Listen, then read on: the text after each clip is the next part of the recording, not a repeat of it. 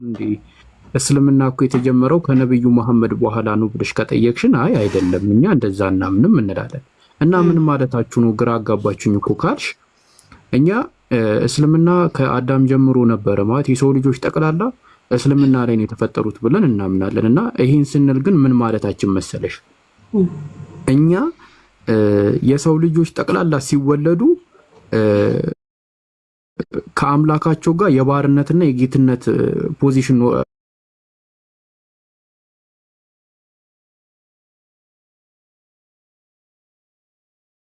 ኖሯቸው ነው የሚፈጠሩት ብለን እናምናለን።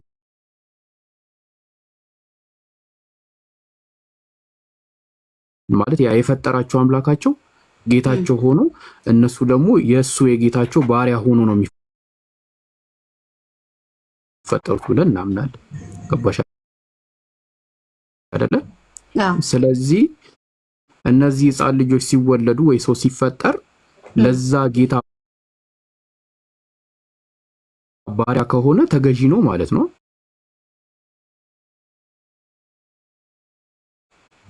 ያው ባሪያ ከሆነ ለጌታው ታዛዥ ነው ማለት ነው።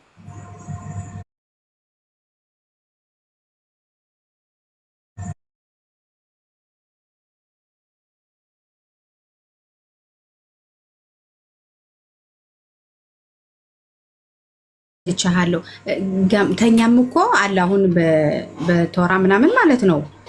በእግዚአብሔር እንትን አሁን እንዳልፈው እግዚአብሔር ነው አምላክ አዝለ እግዚአብሔር ነው መገዛት ያለብን ብለን ነው ምናምነው እኛ እኮ። ሰው ግን ለእግዚአብሔር ስለተገዛ ይሁዲ አይሆንማ። እሱን እኮ ልሽኛ እንጂ ይሁዲ ምትሆን ምንድነው? በመጽሐፉ ቅዱስ ስተድ ነው። መጽሐፍ ቅዱስ ሲሉ በክርስቲያኖች ሳይሆን በእኛው ነው። በአማርኛ ለመናገር ፈልጌ ነው እኮ። ለምሳሌ አብርሃም አሁን እግዚአብሔርን ይገዛ ነበር አይደል? እሱ ፈልጎ አገኘ። እግዚአብሔርን ስለተገዛ ግን ይሁዲ አልሆነም አይደል? በዛን ጊዜ አልነበረም። እውነትህን ነው፣ ትክክል ነው። ስለዚህ አንድ ሰው አምላኩን ስለተገዛ ይሁዲ አይሆንም ማለት ነው። ባሻ ግዴታ ማሟላት ያለበት ነገር አለ። እኛ ግን ሰው ምንም ነገር ሳያሟላ ምንም ነገር ሳያደርግ ለአምላክ የሚገዛ ከሆነ እሱ ሙስሊም ይባላል። በቃ ለአምላኩ ታዛዥ ተገዢ ስለሆነ ማለት ነው። አሁን አንተ የምትለይ አንድ ሰው ከተወለደ እንበልና ማለት ነው ከተወለደ ቀጥታ ወደ ሙስሊም ነው የሚገባ? ኧረ አይገባም። ምስልምና ላይ ነው የሚፈጠረው እንጂ ኦልሬዲ ምን መሰለሽ የጌታ ባሪያ ሆኖ ነው የሚፈጠረው። ያ ሰው ሲፈጠር ብሎ ሲፈጠር በቃ ሙስሊም ነው። ከሃዲ ሆኖ አይፈጠርማ። ሰው ከሃዲ ሆኖ ይፈጠራል እንዴ? እሱማ አይፈጠርም እኮ። አማኝ ከሆነ የሚያምነው ምንድነው ስንል የዛ የጌታ ባሪያ ነኝ ብሎ ነው የሚያምነው። ስለዚህ እኛ ደግሞ ለጌታ ባሪያ ነኝ ብሎ የታዘዘ ሙስሊም ነው። ሙስሊም ማለት ለአምላክ የሚታዘዝ ማለት ነው። ይሄ ነው ትርጉሙ፣ አረብኛ ቃል ነው። ከዛ በኋላ ነው ሙስሊምነቱን አስቀይረው ክርስቲያን፣ ይሁዲ ወይ ደግሞ ሌላ ሃይማኖት እንትን የሚሉት። ምክንያት ሲባል አሁን ወደ አንቺ ሃይማኖት ስንመጣ ለምሳሌ እኔ ይሁዲ መሆን ይችላል? ይሁዲ መሆን ትችላለህ እኮ ግን አሁን አንተ ያለው ምንድነው? መሆን ይችላል። ያ ሰው ሲፈጠር ሀብሎ ሲፈጠር ያለ ዘር ይሁዲ መሆን ይችላል? ይሁዲ ዘር ሳይኖርብኝ እኮ አይሁድ መሆን አልችልም። ግዴታ ዘር ሊኖርኝ። ይሁዲ ዘር ሳይኖር መሆን አልችልም። ግን እንትን ከሆነ ወደ አይሁድ ከተቀየር ነው እንጂ አይሁድ የምትሆን ወደ አይሁድም ሰው መቀየር አይችልም ዘር ከሌለበት። ለምን? እኔ እንደዛ ነው የማውቀው። ማለት እናንተም የምትለያዩ ከሆነ እንጃ። አንድ ሰው የይሁዲ ዘር ሳይኖርበት ይሁዲ መሆን አይችልም። ምክንያቱም ይሁዲ ራሱ እኮ ዘር ነው። የይሁዳ ዘር አይደለ እንዴ ወርዶ እንትን የሆነው? የተመረጥን ዘ ቾዘን ፒፕል ነን ብለው አይደለም የሚያምኑት ይሁዲዎች? እሱ ነው። ስለዚህ አንድ ሰው ይሁዲ እንደ ክርስትና ሰው ሙስሊም ክርስቲያን እንደሚሆነው ሁላ ይሁዲ መሆን እንደማይቻል ነው የማውቀው። እኔ ከአስተማሪዎችም የማውቀው ማለት ነው።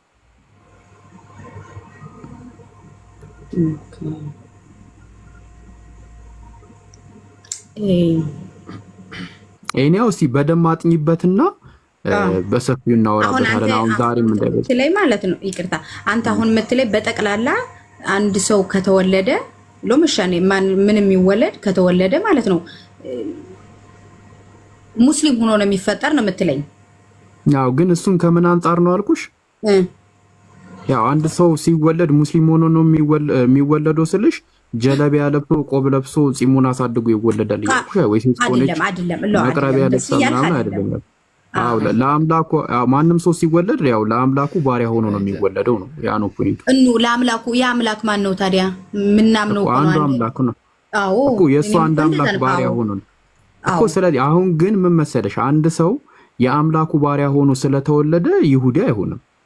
ገባሽ? አንደኛ የይሁዲ ዘር ሊኖረው ይገባል። ገባሽ አይደለ? ለምሳሌ ክርስቲያን ብትይ አንድ ሰው ክርስቲያን ለመሆን መጠመቅ አለበት በአብ ወልድ መንፈስ ቅዱስ አለ። እሱ እውነት ነው እነሱ። እኛ ግን ምንም ጥምቀት ኦልሬዲ ሰዎች ሲፈጠሩ ለአምላካቸው ታዛዥና ባሪያ ሆኖ ነው የሚፈጠሩት ነው ብለን ምናምን ላይ አሁን ለምሳሌ ሙስሊም ማለት ለአምላኩ የሚገዛ ባሪያ ማለት ነው። ገባሽ? እኛ አሁን ምን መሰለሽ እስልምና ሲባል ሁለት አይነት እስልምና አለ። አንደኛው ምን መሰለሽማ ካንዊኒ ይባላል። ካንዊኒ ማለት በተፈጥሮ ነው። በቃ አንድ ሰው ልክ ሲፈጠር በሱና በአምላኩ መካከል ያለው ፖዚሽን ወይ ደግሞ ሪሌሽንሺፕ ምንድነው? አምላኩ ጌታው ነው፣ እሱ ደግሞ ባሪያ ነው። ገባሽ አይደለ? ባሪያ ማለት ለአምላኩ የሚታዘዝ ማለት ነው።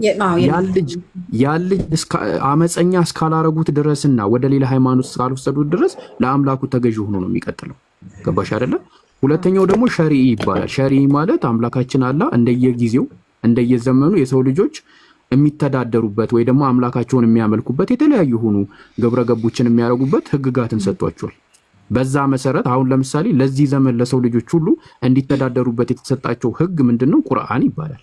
ቁርአን የሚባል መጽሐፍ ተሰጥቶናል እንድንተዳደርበት አምላካችንን በስነ ስርዓት እንድንገዛበት ማለት ነው። ስለዚህ የሰው ልጆች ጠቅላላ ሲወለዱ ለአምላካቸው ባሪያ ሆኖ ነው የሚወለዱት። በዚህ ሪሌሽንሺፕ ነው። አሁን ሄደሽ ሌላ ሃይማኖትን ብታይ አሁን አንቺ በእናንተ አንድ ሰው ሲወለድ ሜቢ በዘር ሊሆን ይችላል እንጂ ይሁዲ ሆኖ አይደለም የሚወለደው። እኔ አሁን ለምሳሌ ሲወለድ ይሁዲ አልነበርኩ፣ ክርስቲያንም አልነበርኩ። ምክንያቱም ሰው ክርስቲያን ለመሆን ምን መሆን አለበት? በክርስቶስ ማመን አለበት ምናምን ነገር። ሰው ደግሞ ይሄንን አምና አይፈጠርም። እና ይሄ ነው። በነገራችን ላይ ክርስትና ከመምጣቱ በፊት የነበሩ ሰዎች ምንድነው ሃይማኖታቸው ብለሽ ብትጠይቂያቸው ክርስቲያኖች ኤቲስት ነበሩ ይሉሽ ይችላሉ፣ ወይ ደግሞ ምንም ሃይማኖት የላቸውም ነበር ምንም ይላሉ። እውነት ነው። ይሄ ደግሞ በጣም ነው የሚያስደነግጠው። እስቲ አብርሃም የሚባል ትልቅ ነብይ ምንም ሃይማኖት የለውም ነበር ተብሎ ሲታመን እኮ ያስለይ ጮቤው ላይ ያስረግጣል። ኢብራሂም ራሱ ዝም ብሎ መቀመጡ ትንሽ ምንም በቃ ምንም የማይገደው መሆኑን ትረጃለሽ። ያባሻ እና ስለዚህ ይሄንን አጥኚው እኛ ከጥንት ጀምሮ አምላክ አለ፣ አንድ አምላክ አለ፣ ሰማይን ምድር ነው የፈጠረ። እሱ አምላክ የሰው ልጆች ጠቅላላ እንዲኖሩበት የፈጠረው እምነት ምንድነው? ሰዎች እንዲገዙት፣ እሱ ደግሞ ሰው ልጆችን ሁሉ እንዲገዛ ነው። ያ ደግሞ እስልምና ይባላል። በቃ እስልምና ማለት ያንን አምላክ በመገዛትሽ የሚሰማሽ ሰላም ማለት ነው። ሙስሊም ማለት ደግሞ ለዛ ለአምላክ የሚገዛ ማለት ነው። ሌላ ምንም ትርጉም የለውም። እና እንደነገርኩሽ ሰዎች ሲወለዱ ሙስሊም ናቸው ስንል ቆብና ጀለቢያ ለብሰው ይወለዳሉ እያለን አይደል? ወይ ጺማቸውን ወይ ደግሞ ይሄ አላሁ አክበር የሚሉ ምናምን የሚሰግዱ ምናምን ነው አይደለም። ልክ ሲወለዱ እዚህ ተፈጥሮ ላይ ነው የሚወለዱት እያለን ነው። እና ክሊር ነው ሐሳቡ። እነዚህን ነገሮች ለማጤን ሞክሪ። እሺ፣ አይ ችግር የለም። ከእንትኑ ጋር አድርጌ ማለት ነው እጄ ሁሉ ነገር ቢሮር አድርጌ ምን ብዬ ጠይቄ እመጣለሁ። ለማንኛውም ማለት ነው አሁን ይሄ እውነት መሆኑን ከኛ ምንድነው በእምነት የተጻፈው አንድ ሰው ሲወለድ ሲፈጠር በእምነት እውነት ነው ሙስሊም ሆኖ ነውስ በሃይማኖት ነው የሚለውን ነገር ሁሉ ጠይቄ ምን ብዬ እመጣለሁ። እሺ፣ እኛም ደስ ይለናል። አጥኚው እውቀት ነው። በነገራችን ላይ አምላካችን አላህ ምን ይለናል መሰልሽ? በቁርአን ላይ በእርሱ ላይ እውቀት የሌለህን ነገር አትከተል ይላል። አይፈቀድም በእኛ ማለት ነው። የምታውቂውን ነገር ነው መከተል ያለብሽ እንጂ ዝም ብሎ የማታውቂውን ነገር ስለዚህ እኛ ጋር ስትመጪ ምንድነው መጀመሪያ ማንበብ፣ ከዛ ማወቅ፣ ከዛ ማመን። በቃ ይሄ ነው በእስልምና ሃይማኖት። ይሄ ዝም ብሎ እንደ ህዳር አያ ዝም ብሎ የተጫኑትን ይዞ ወደሚኬድበት መሄድ አይቻልም እኛ ጋር። እኛ መንገዳችንን እናውቃለን። እና አንዴት ጠይቀ ኢብራው እንዴት ዋላችሁ? ኧረ እባክህ ይኸውልህ እኛ በጣም እስካሁን በስርዓት ነበር ስናወራ የነበረው። እንደው ለአላህ ብለህ እንደው ተረጋጋ። ጊዜ እንሰጣለን፣ ታወራለህ። እሺ አትረብሸን። እሺ ለኢየሱስ ብለህ በለኝ። እንደዛ እሺ አትረብሸን። በቃ ከረበሽከን ደግሞ ታች ትሆንና ስንጨርስ አጠገብ ያለውም ስርዓት ያለው ሰው ነው። ተግባባ። ስለዚህ ስርዓት ያለው ሰው ነው የሞላው ቤቱን። አትበጥብጠን። እሺ ቀጥል ልጃ። አሁና በቃ መተሽ ኤኒ ታይም ልጠይቂኝ ትችያለሽ። እንዴት ናችሁ ብለሽ ራሱ ልጠይቂኝ ትችያለሽ። ውሎ እንዴት ነው ምናምን ብለሽም ልጠይቂኝ ትችያለሽ። ሌላም ጥያቄ ካለሽ ልጠይቂኝ ትችያለሽ። ስለመጣሽ በጣም ነው የምናመሰግነው። ለስነ ስርዓትሽ በጣም ነው የምናመሰግነው እና በዱዓ እናስብሻለን። ለስነ ስርዓትሽ እናመሰግናለን በጣም እና ከቻልሽ ደግሞ አስተማሪዎች እውቀት አመላላሽ እንዳትሆኚ አስተማሪዎች የምትጠይቃቸውን ሰዎች እዚህ ይዘሻቸው ብትመጪ እኛም እንማራለን፣ አንቺም ትማሪያለሽ። እሱ ጥሩ ሐሳብ ነው ይሄ። በጣም ጥሩ ልጆች አሉ ምናምን ነገር ብለሽ እንትን ቢያቸው ጥያቄዎቹ እንደጻፍሽ ተስፋ አደርጋለሁ። አህመድ የምታስተውሳት ነገር ካለ አስተውስ። እኔ የሚያነሳውላት ፖይንት ስላለ እነሱን ቼክ እንድታደርገው ነው ኢንሻአላህ። ኦኬ ሻውን ልቀጥል። እሺ ለሁሉም ነገር አመሰግናለሁ ኢብሩ፣ ለጠየቀኝም ለሁሉም ነገር አመሰግናለሁ። የተወዳራ ባባ አጽላሃ ቀጥሉ፣ አይዟችሁ። አይሽ መልካም ጊዜ። አላህ ሂዳያ ይስጥሽ። አሜን አሜን። ተስፋ ይለመልማል ብሮ እንደነሰው ስታይ ፎሪል በጣም ስነስርዓት ያላቸውን ሰዎች ስታይ ሚዲያ ላይ ለመቀመጥ ተስፋ ይኖራልና ይበርቱበት በዚህ ስነስርዓታቸው ላይ። እሺ ኢብሮ ታስቀጥላለሽ? አስቀጥለው እንዴት አረስቲ አስቀጥለው። ግን አንድ ሰው ሰላም እንበል እስቲ መጀመሪያ፣ ከዛ በፊት አንድ ሰው ሰላም ልበል። ቤሪያ ሰላም ብያለሁ፣ እንዴት ነህ? እንኳን ደህና መጣህ። ሰላም ብያለሁ ኢብሮ፣ ከላይም ከታችም ያላችሁ ሁሉ አህመድ ሁላችሁ ነው። ቤሪያ እንዴት ነህ? አንተ ነህ በለበል አብደላ በለመጣ እንደሱ ይሻላል። እኔ እኮ አንድ ጊዜ ከቤሪያ ጋር ተገናኝተን አምላካችን አላህ ተብሎ ጠራ ችግር የለውም ብሎ አርጊው አረጋቸውና አበዱ። በቃ ከቋንቋ ምንድነው ችግራችሁ? አስረብሾ ቤሪያ አልተቻለም ብዬ በቃ ወጣው። እኔ እስከሆነ ሰዓት ብለን ነበርና አበዱ። በቃ እነሱ ነቀዱ እና እንደዚህ ጥሩ ነው። እንዴት ነህ ቤሪያ? ኢየሱስ አምላክ ይመስገን። ሰላም ብያለሁ ሁላችሁንም። ኧረ አንዴ እንቀጥል። ምንድን ነው ትናንት እንደዚህ ወጣ ሳትጠይቅ? አብሽር አይ ተረጋጋች። አህመድ አንዴ ትቀጥላላችሁ። እሺ አንዴ ይቅርታ ኢብሮ እንትን ብለህ ጻፍልኝ፣ ያዘጋጅልኝ የአምላክ መጽሐፍና የአምላክ መልእክተኛ ብለህ ጻፍ መስፈርት። ቀጥሉ አህመድ። እሺ ቀጥል አህመድ። ኦኬ አህመድ ጠይቀው። መሄዳችን ኢየሱስ ክርስቶስ እንትን በስጋ ፍጹም ሰው ሆኖ መወለዱ ችግር አለው የማይሆን ነገር ነው ብለህ ታስባለህ? የማይሆን ነገር ነው። የማይሆን ነገር ነው። እንትን ከሱረቱ ጣሃ ከ11 እስከ 14 የሚመሳሰል ነገር የለውም ብለህ ታስባለህ? ምን ይገናኛል? እንመለሳለን። አምላክ ሁሉን ቻይ መሆኑን ሰው እንዲያደርገው ያደርገዋል። የፈለከውን ለመሆን ይችላል። ሁሉም ቻይ ከተባለ ከሁሉም ቻይ ነው። እሺ ጥሩ።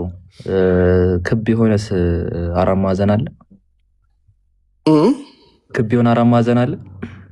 ምን ያገናኘዋል? ክብ እና አራት ማዕዘን እና ፈጣሪ እኮ ፈጣሪ ነው። ምንም አይ ክብ የሆነ አራት ማዕዘን አለ? ይሄን ጥያቄ መለስ ስትይ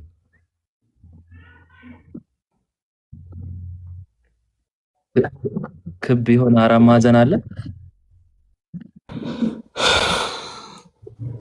ጥያቄው አልገባህም እንዴ? ምንድነው ስለ ማትስ የሚጠይቀኝ? አይ ክብ የሆነ አራት ማዕዘን አለ። እንትን ቀላል ጥያቄ ነው። ባይዜ ስለሚገናኝ ለማትስ አስተማሪ ጠይቀውን ያላቅም። ክብ የሆነ አራት ማዕዘን የለም ሲጀመር። ለምን ከተባለ አራት ማዕዘን እና ክብ የሚባለው ነገር ይጋጫል። ሎጂካል ኮንትራዲክሽን ነው። ክብ የሆነ አራት ማዕዘን ሊኖር ይችላል። በር አሁን ይሄን ከፈጣሪ ጋር ይገናኛል እያልክ ነው? ቆይ ላስጨርስልን። አሁን ክብ አራት ማዕዘን የመሆን ባህሪ ስለሌለው ክብ አራት ማዕዘን ሊሆን አይችልም።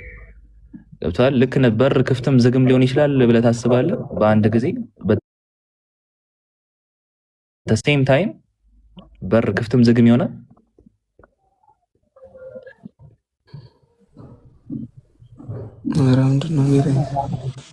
ምንድነው ጥያቄ?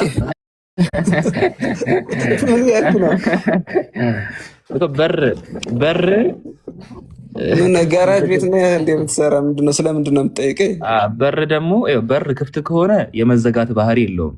ክፍት በሆነበት ጊዜ ማለት ነው። በር ደግሞ ዝግ ከሆነ የመከፈት ባህሪ የለውም፣ ክፍት የመሆን ባህሪ የለውም። ለፈጣሪ ግን ሁሉም ይቻለዋል ያልኩ። ለፈጣሪ ግን ይቻለዋል። ለፈጣሪ ይቻለዋል። ፈጣሪ ላይ ይመጣል። ቆይ በሩ ፈጣሪ ላይ ይመጣል። ቆይ ተረጋጋሽ። በሩ ኢብሮ በሩን መዝጋትም መክፈትም እንችላለን አይደለ? ኢብሮ ከኢብሮ ጋር እንጨርስ እስቲ። በሩን መዝጋትም በሩን መዝጋትም መክፈትም ብንችልም ክፍት በሆነበት ሰዓት ተዘግቷል ብለን ልናስረዳ እንችላለን ኢብሮ? በጭራሽ። ዝግ በሆነበት ሰዓት ክፍት ነው ብለን ልናስረዳ እንችላለን? አንችልም።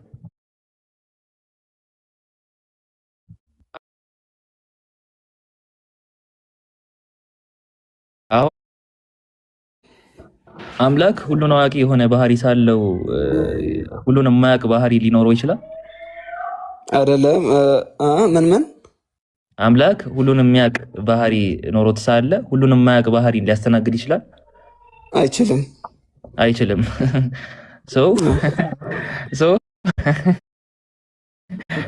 ከአምላክ ሰው መሆን ጋር ኮንትራዲክት የሆነ ትምህርት ነው። አልቋል ማለት ነው። ተዘጋ ትምህርት። ሰው ብቻ ነው የመጣው የሚል ማስረጃ አለ። ሰው ብቻ ነው አይደለም። ዝም ተረጋጋና። ሰው ሆኖ ብቻ ነው የመጣው የሚል ማስረጃ አለ።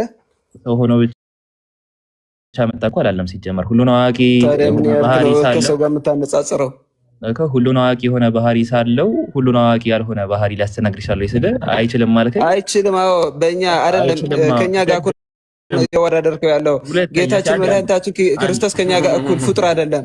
ፍጡር አልነበረም። ፍጡር አይደለም። አስተናገድከው። እሺ ሁለተኛ ፖይንት ኦፍ ቪው ሁለተኛ ተል አንደኛው ሰዓት መልስ ሁለተኛውን ብለህ አትሄድ። ዝም ብለህ አንተ ሰዎችን አጃጅለህ አትለፈው። በዚህ መልክ አታወራሽ። ሰው ለማጃጀል ምናምን አይደለም፣ ችግር የለውም። ኧረ እንደዛ ነው ጥያቄ። ሁለተኛ ፖይንት ኦፍ ቪው ኢየሱስ ክርስቶስን ፍጡር ትለዋለች የእናንተ ቤተክርስቲያን ወይስ አትለውም? አትለውም። ኢብሮ መክፈት ትችላለህ?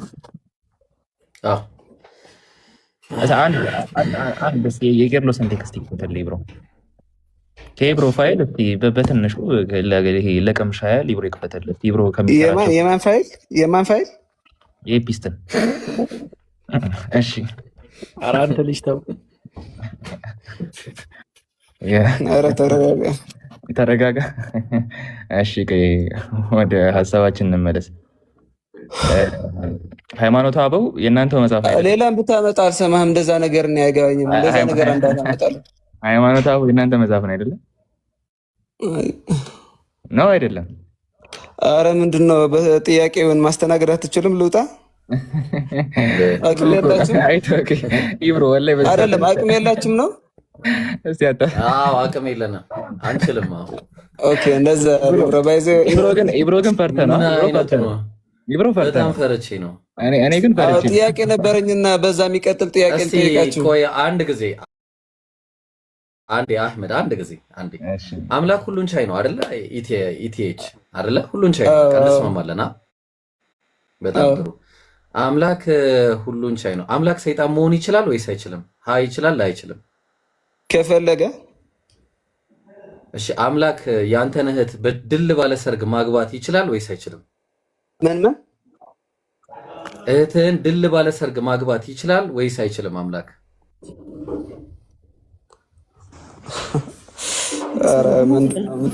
አምላክ አምላክ እንዴት ሰውን ሊያገባ ይችላል? ለምንድን ነው ታዲያ አለቀ። አምላክ እንዴት ሰው ይሆናል ሲጀመር? አይደለም ኢየሱስ ክርስቶስ ፍጹም አምላክ ፍጹም ሰው እንጂ ሰው ብቻ አይደለም። ሰው ብቻ ነው ከሚል አንጻር ሰው ብቻ ነው ብትል ኖሮማ ሎጂካል ኮንትራዲክሽን ኤግዚስት አያደርግም ነበር። አሁን አንድ ነገር የሚኖረው አለ በራሱ ባህል። ማን ነው አምላክ ሰው ያገባል ብለው ጠይቆት ነው እንዲህ የሚያወራው? አንዴ ሻሃዳ የሚል ልጅ አለ። እስቲ ቆይ አንዴ ይቅርታ፣ ሼህ አህመድ በጣም ይቅርታ፣ አፉ በለኝ።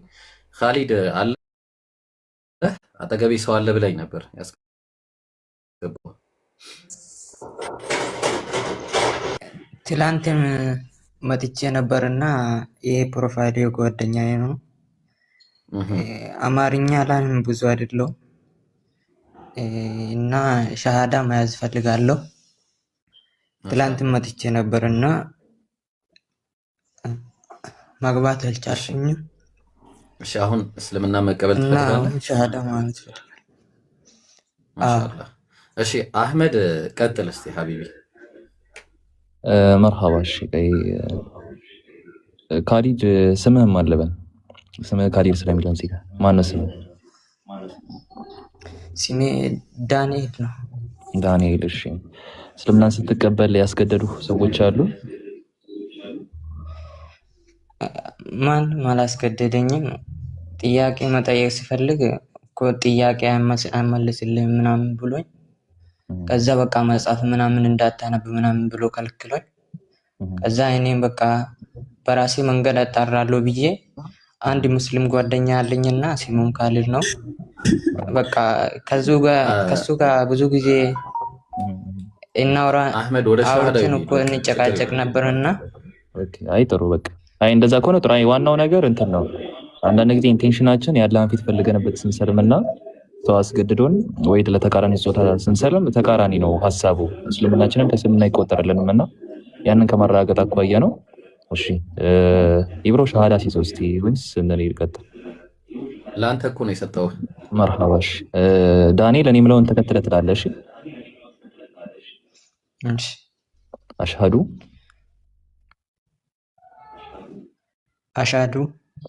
አላ ኢላሃ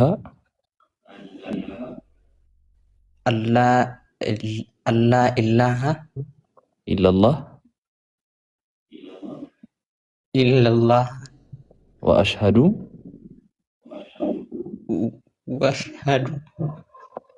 አብሽር አነ ሙሐመደን አብዱሁ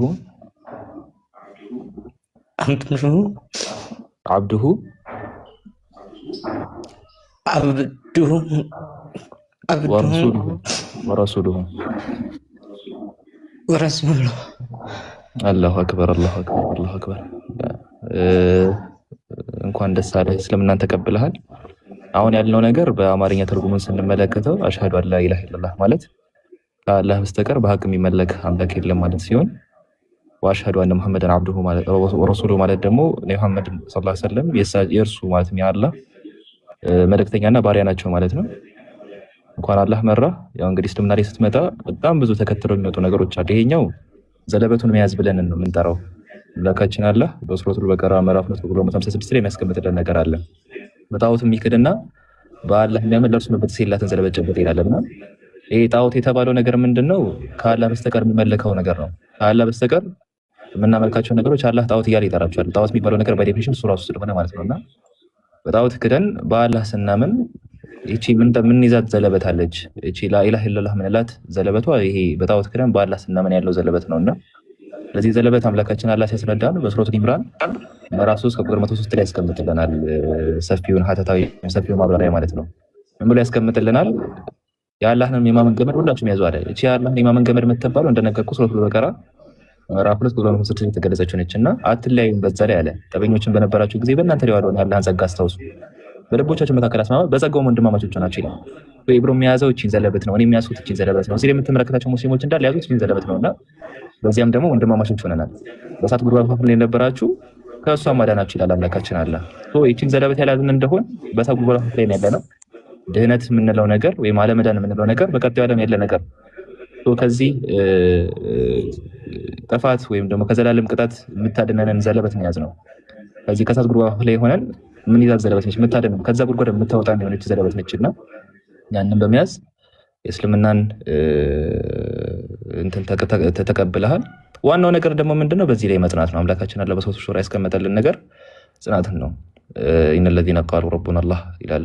እነዚያ ጌታችን አምላካችን ያሉ ካለ በኋላ አሁን እኮ ጌታችን አምላካችን እንላለን ثم استقاموا ይላል። በዛ ላይ ደግሞ ይዘኑ ይላል። ጽናት ያስፈልጋል። ያኔ ጽናት በሚባል ነገር በዛ ላይ ስትኖር ከዛም በኋላ ደግሞ በዚህ ሁዲ ላይ ደግሞ ስትሞት ደግሞ ድህነት የሚባል ነገር ይመጣል። ቀድ አፍለሐል ሙእሚኑን አምላካችን አላህ የሚለው ለዛ ነው። ምእመናን ፍላጎታቸው ሁሉ በርግጥ አገኙ እንዳኑ እያለ አምላካችን አላህ የሚያስቀምጠው ለዛ ነውና አላህ በዚህ ላይ ያጽናህልሃለሁ። ኢንሻአላህ ትምህርቶች ይኖራሉ ተከትሎ የሚኖሩ ኢንሻአላህ ከዚህ በኋላ እንደ 10 ሰላትም ስለሚመጣ እሱንም ትማራለህ ኢንሻአላህ። በውስጥ ማን ነው ቴክስት የሚያስቲ ብሮ የምትሉት ነገር ካለ ጨምሩ። አይ ምንም የምለው ነገር የለም። ጀዛከላህ ኸይር አህመድ። ያው ብዙ እንትን አያስፈልግም። አሁን ቀጥታ ወደ ሰላት እና ሌሎች ጉዳዮችን ነው ማስቀጠል ያለበትና ሼህ ጀማል አለ። ሰላም አለይኩም እሺ በቃ በውስጥ አናግረውና ያውራኝ ሳይሆን አንተ አውራው ሸጂ። እሺ ዛህራ መታለች፣ እንደውም አሪፍ ነው። በቃ ኢንሻአላህ እንትን ይላል። እስቲ ከዛ በፊት ዳንኤል የምትፈልገው ስም ካለ ስም ቢወጣ ደስ ብሎ ምን ትላለህ? ያ ኦፍ ኮርስ የምትፈልገው ስም አለ ዳንኤል ለራስህ እንዲሆን እና በጣም ነው ደስ ያለኝና በቃ የሆነ በቃ የሚጨንቀኝ ስሜት ነበረኝና አሁን በቃ ምን እንደሆንኩኝ አላውቅም። በቃ አሁን ለኮኛል። ስም ትፈልጋለህ? ስም እኮ አዎ ፈልጋለሁ። ምን አይነት ስም እስቲ የምትፈልገው የምትወደው ስም አለ ለራስህ? እኔ ረመዳንን በቃ ጓደኞቼ በጣም በጉጉት ይጠብቃሉና በሱ ስም ብጠራ ደስ ይለኛል። ረመዳን ማሻአላህ። አይ በጣም ጥሩ ስም መርጠሃል። እሺ ኢብሮ እነ ዛህራ እስቲ ያናግሩት። እሺ አንተ ኢቲኤች እንትን ሚውት አታንሳ። እሺ በቃ ሚውት አታንሳ፣ ቁጭ በል እናወራለን። ድራማ ካለቀ ልቀጥል ብዬ እኮ ነው። እሺ በቃ ሲጨርስ ፊልም ስናደርገው ትመጣለህ። እሺ ዛህሩ አዋሪ። አላሁ ሙስተዓን። ሰላም አለይኩም ወራህመቱላሂ ወበረካቱ። እንዴት ናችሁ? ወአለይኩም ሰላም ይመስለኛል የእሱ አካውንት አይደለምና ስልክ እንትን በውስጥ ፎሎ አድርጌዋለሁኝ። ስልክ ቁጥሩ ላክልኝ፣ የገባኸው ልጅ ማለት ነው። ስልክ ቁጥሩ ላክልኝና ኢንሻአላህ እንትን አሁን ሰላት ይጀምር ከእናንተ ጋር መስገድ ይጀምር። አሁን አስር አይደል? አሁን ሪሊ አስር ያዘናልና አስርን አብሮ ከእናንተ ጋር ይስገድ። እንድታስተጋገዱ ሌሎች ነገራቶች ደግሞ እኔ እልክለታለሁ። ትምህርትም ይገባን ኢንሻአላህ። ፎሎ አድርጌያለሁ። በውስጥ ስልክ ቁጥሩ ላክልኝ፣ ፎሎ መልስልኝና አሁን እጻፍላችሁ። እናንተንም አለበት ራስን ይቀበል። አሚን። ጓደኛዬም መጥቶ እናንተ ጋር ሻሃዳ መያዝ ይፈልጋል። በቃ እሱንም ነገ ይዤ አመጣዋለሁ። በቃ እሺ፣ ሰላም ማሻአላህ። እሺ በልሽ። ቻው። እሺ የት ሄደ ዳይሬክተሩ? ምንድነው? ወአለይኩም ሰላም ወራህመቱላህ። ኡስታዝ ከመቀጠላችሁ በፊት ይብሩ አንድ ፖይንት ነበር። እንዴት ናችሁ? ሰላም ነው? መጀመሪያ አልሐምዱሊላህ አለን።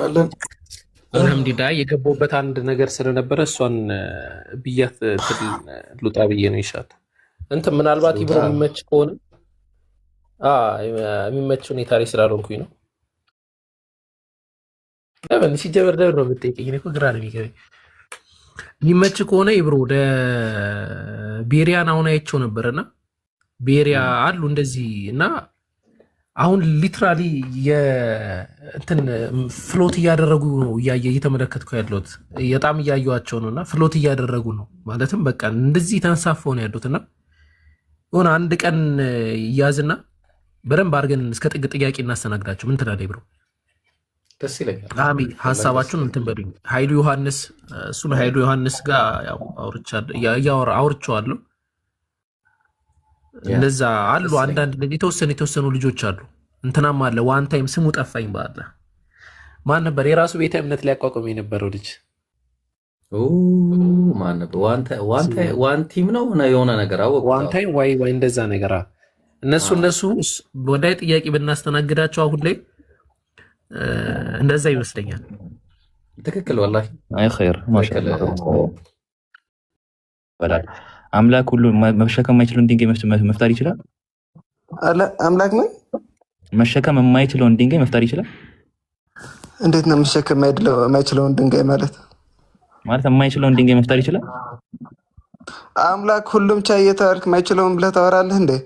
አለመቻል መቻል ይችላል? አለመቻል እንዴት ይችላል? አይችል ሁሉም ቻይ አይደለም ማለት ነው። ሁሉም ቻይ ከተባልክ እኮ በቃ ሁሉም ይችላል ማለት ነው። በቃ አለመቻል አይችልም፣ ሁሉም ይችላል። ሁሉም ቻይ ከሆነ አለመቻል አነስ ይችላል። አለመቻል ለምሳሌ አለመቻል ስንል ማስቀረትን ይችላል። ያልፈለገውን ነገር ማስቀረት ይችላል። ገብቷል። ለምሳሌ እኔ 10 ኪሎ የሆነን ነገር መሸከም እችላለሁ። 500 ኪሎ አንተና አምላክ ምን አገናኛቸው? አንተ ተራ ሰው ነህ እኮ። እሺ ችግር እኔማ ተራ ሰው ነኝ፣ ልክ እንዳንተ፣ ልክ እንደ ኢየሱስ። አይ ተው እንደዛ ትበል ክፋት ነገር ሰው ስለ ላይክ አለመቻል ያለበት ማለት ነው። ክርስቶስ ሁሉን ይችላል ብለህ ታስባለህ? እንመለስበታለን እዚህ ላይ እንደ አንድ ሀሳብ ያዘውና ለምሳሌ እኔ 10 ኪሎ መሸከም እችላለሁ። አሁን 500 ኪሎ ግን መሸከም አልችልም አይደለም? አትችልም አንተ። በቃ ጥሩ። አሁን ይህን ነገር ወስደን አምላክ ላይ አፕላይ እናድርገው። አምላክ ሁሉን ቻይ ነው አይደለም? ኦኬ ለምሳሌ ከሰው እጅ ጋር የማይመሳሰል ስትል ከሰው ጋር እያነጻጸርክ ነው የምታወዳድረው አንተ አላህን የአላህ እጅን አይደለም። አምላክ ሁሉን ቻይ ነው። አምላክና ፍጡር አታገናኝ። በቃ አምላክና አምላክ ነው፣ ፍጡር ነው። በቃ እኮ በፍጡር እኮ አይደለም ምሳሌ እየሰጡ ያሉት። እኔ ሲጀመራት የአምላክን ምሳሌ በፍጡር ምሳሌ አትመስል። በቃ ስለዚህ አምላክ እኮ በፍጡር ምሳሌ እየሰጡ አይደለም። ተው በቃ እሺ፣ ምሳሌውን ተው። የሆነ ተውኩት፣ ተሸነፍኩልህ። አምላክ ሁሉን ቻይ ከሆነ አለመቻለን ይችላል?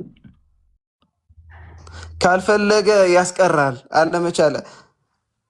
አለመቻለን ይችላል? ያስቀራል በሚል አስተካክለው። አለመቻል የሚለው ሁሉን ቻይ አለመሆን ይችላል? እንትን ሁለት ነገር ነው። አምላክ ካልፈለገ ያስቀራል፣ ከፈለገ ደግሞ ይችላል። በቃ ከፈለገ ስለዚህ አለመቻለን ይችላል አምላክ አይደለም። መልሼልሃለሁ እኮ ስንቴ ነው የምትጠይቀኝ? ሌላ ጥያቄ የለህም? ቆይ አንተ እንድትረዳው ማለት ነው። አህመድ ለምሳሌ እኔ ሙስሊም ነኝ። ለእኔ ለሙስሊሙ እስቲ አላህ ብለህ ለእኔ ጠይቀኝ መጀመሪያ። ከዛ እኔ ሙስሊሙ መልሰው መልስ፣ ከዛ ታይና አንተ ደግሞ እንደ ክርስቲያን ትመልሳለህ ማለት ነው። ምን አላህ ምን ልበልህ? አቡበከር አላህ ሁሉን ቻይ ነው? ሁሉን ቻይ ነው አላህ አለመቻለን ይችላል? አይ አለመቻል የሚባለው ነገር በራሱ ከባህሪው ጋር የሚሄድ ነገር ስላልሆነ እንደዛ ተብሎ ራሱ አይጠየቅም ማለት ነው። ለኛ ሙስሊሞች ኢንቫሊድ ነው ጥያቄው ማለት ነው። ጥያቄው ስህተት ነው። ትክክል። እኔም ያልኩት ያለው እኮ ማስቀረትን እንጂ አለመቻልን የሚለውን ጥያቄ አትጠይቅ እኮ ነው የምለው። በቃ ጥሩ። ስለዚህ ጥያቄው በራሱ ስህተት ነው እያልከኝ ነው። የትኛው ጥያቄ? አምላክ አለመቻለን ይችላል የሚለው? አዎ እንደዛ ብለህ አትጠይቅ እያልኩህ ነው። ኦኬ ጥሩ። ስለዚህ ይሄ ነገር ኢንቫሊድ ስለሆነ ነው ጥያቄው መጠየቂያ። አሁን ሴም ቲንግ እንምጣ። አምላክ ሁሉን አዋቂ ነው አይደል? በእናንተ እንትን አይባልም ማለት ነው። አላህ ሁሉም ይችላል አይባልም ማለት ነው። እንደዛ አይደለም። ተረጋጋ ብራዘር። አንተ ተጫዋች ነህ። አምላክ ሁሉን አዋቂ ነው? አዋቂ ነው። ሰው ሁሉን አዋቂ ነው? ሰው ሁሉም አያውቁም። ሁሉን አያውቅም። አምላክ ሰው ሆነ ስንል አምላክ ከሁሉን አዋቂነቱ ሁሉን አዋቂ አለመሆን ውስጥ መታ ማለታችን አይደለም? ምን እሺ አምላክ ሰው መሆን ይችላል? ችግር የለውም። ከፈለገ ሁሉም ይቻለዋል። መሆን ይችላል? አዎ ወይ አይበለኝ? ይችላል እያልኩህ አዎ በለኝ ትለኛለህ እንዴ? ምንድን ነው? እሺ አምላክ ሰው መሆን ከቻለ አምላክ ሁሉን አዋቂ ነው፣ የሰው ልጅ ደግሞ ሁሉን የማያውቅ ነው። ሰው ሁሉን የሚያውቀው ሁሉን የማያውቀውን ሆነ ማለት ነው። አይ እንትን እዚህ ላይ ጥያቄ የምን መሰለህ፣ እንትን አንተ ልታስተውለው የሚገባህን ሰው ተራ ሰውና መለኮት ያለው ሰው ይለያያል። ይሄ ነገር አስተውለህ ተናገር እኮ። ተራ ሰውና መለኮት ያለው ሰው ምን ማለት ነው? ዲፋይን አድርገው እስቲ።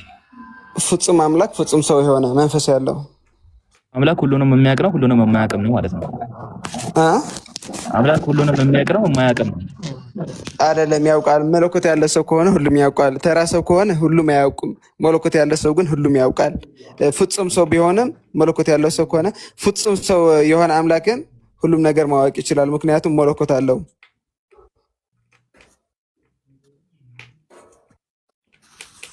አንድ ጥያቄ ልቀጥል። ያንተውን አልገባ ቃል ክርስቲያን ቆይ ሚታ አህመድ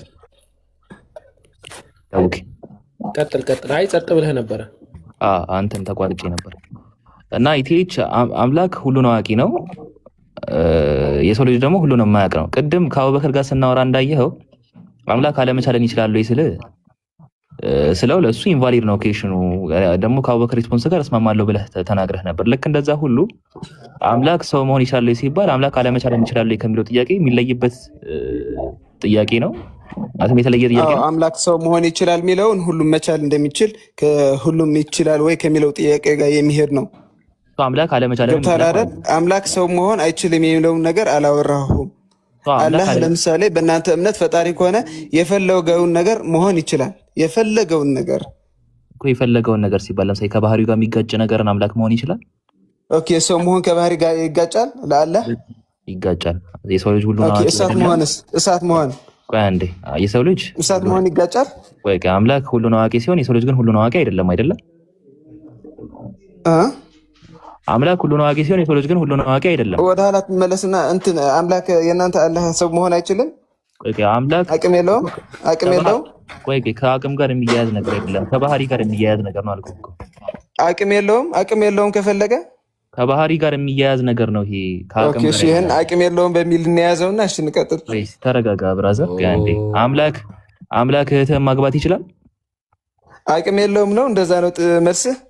ሰው መሆን አይችልም እኮ። ያንተ አምላክ አቅም የለውም፣ እህትን ለምን ነው ማያገባት? ኧረ አህመድ ግን እኮ መልሳ ሴም ቲንግ እንኳን አምላክ ለምን ነው እህትን ማያገባት? አምላክ ሁሉ ቻይ ከሆነ አምላክ እንዴት ሰው ያገባል? አላህ ለሰው ሊያገባ ይችላል? አቅም የለውም ማለት ነው በለው አንተ አምላክ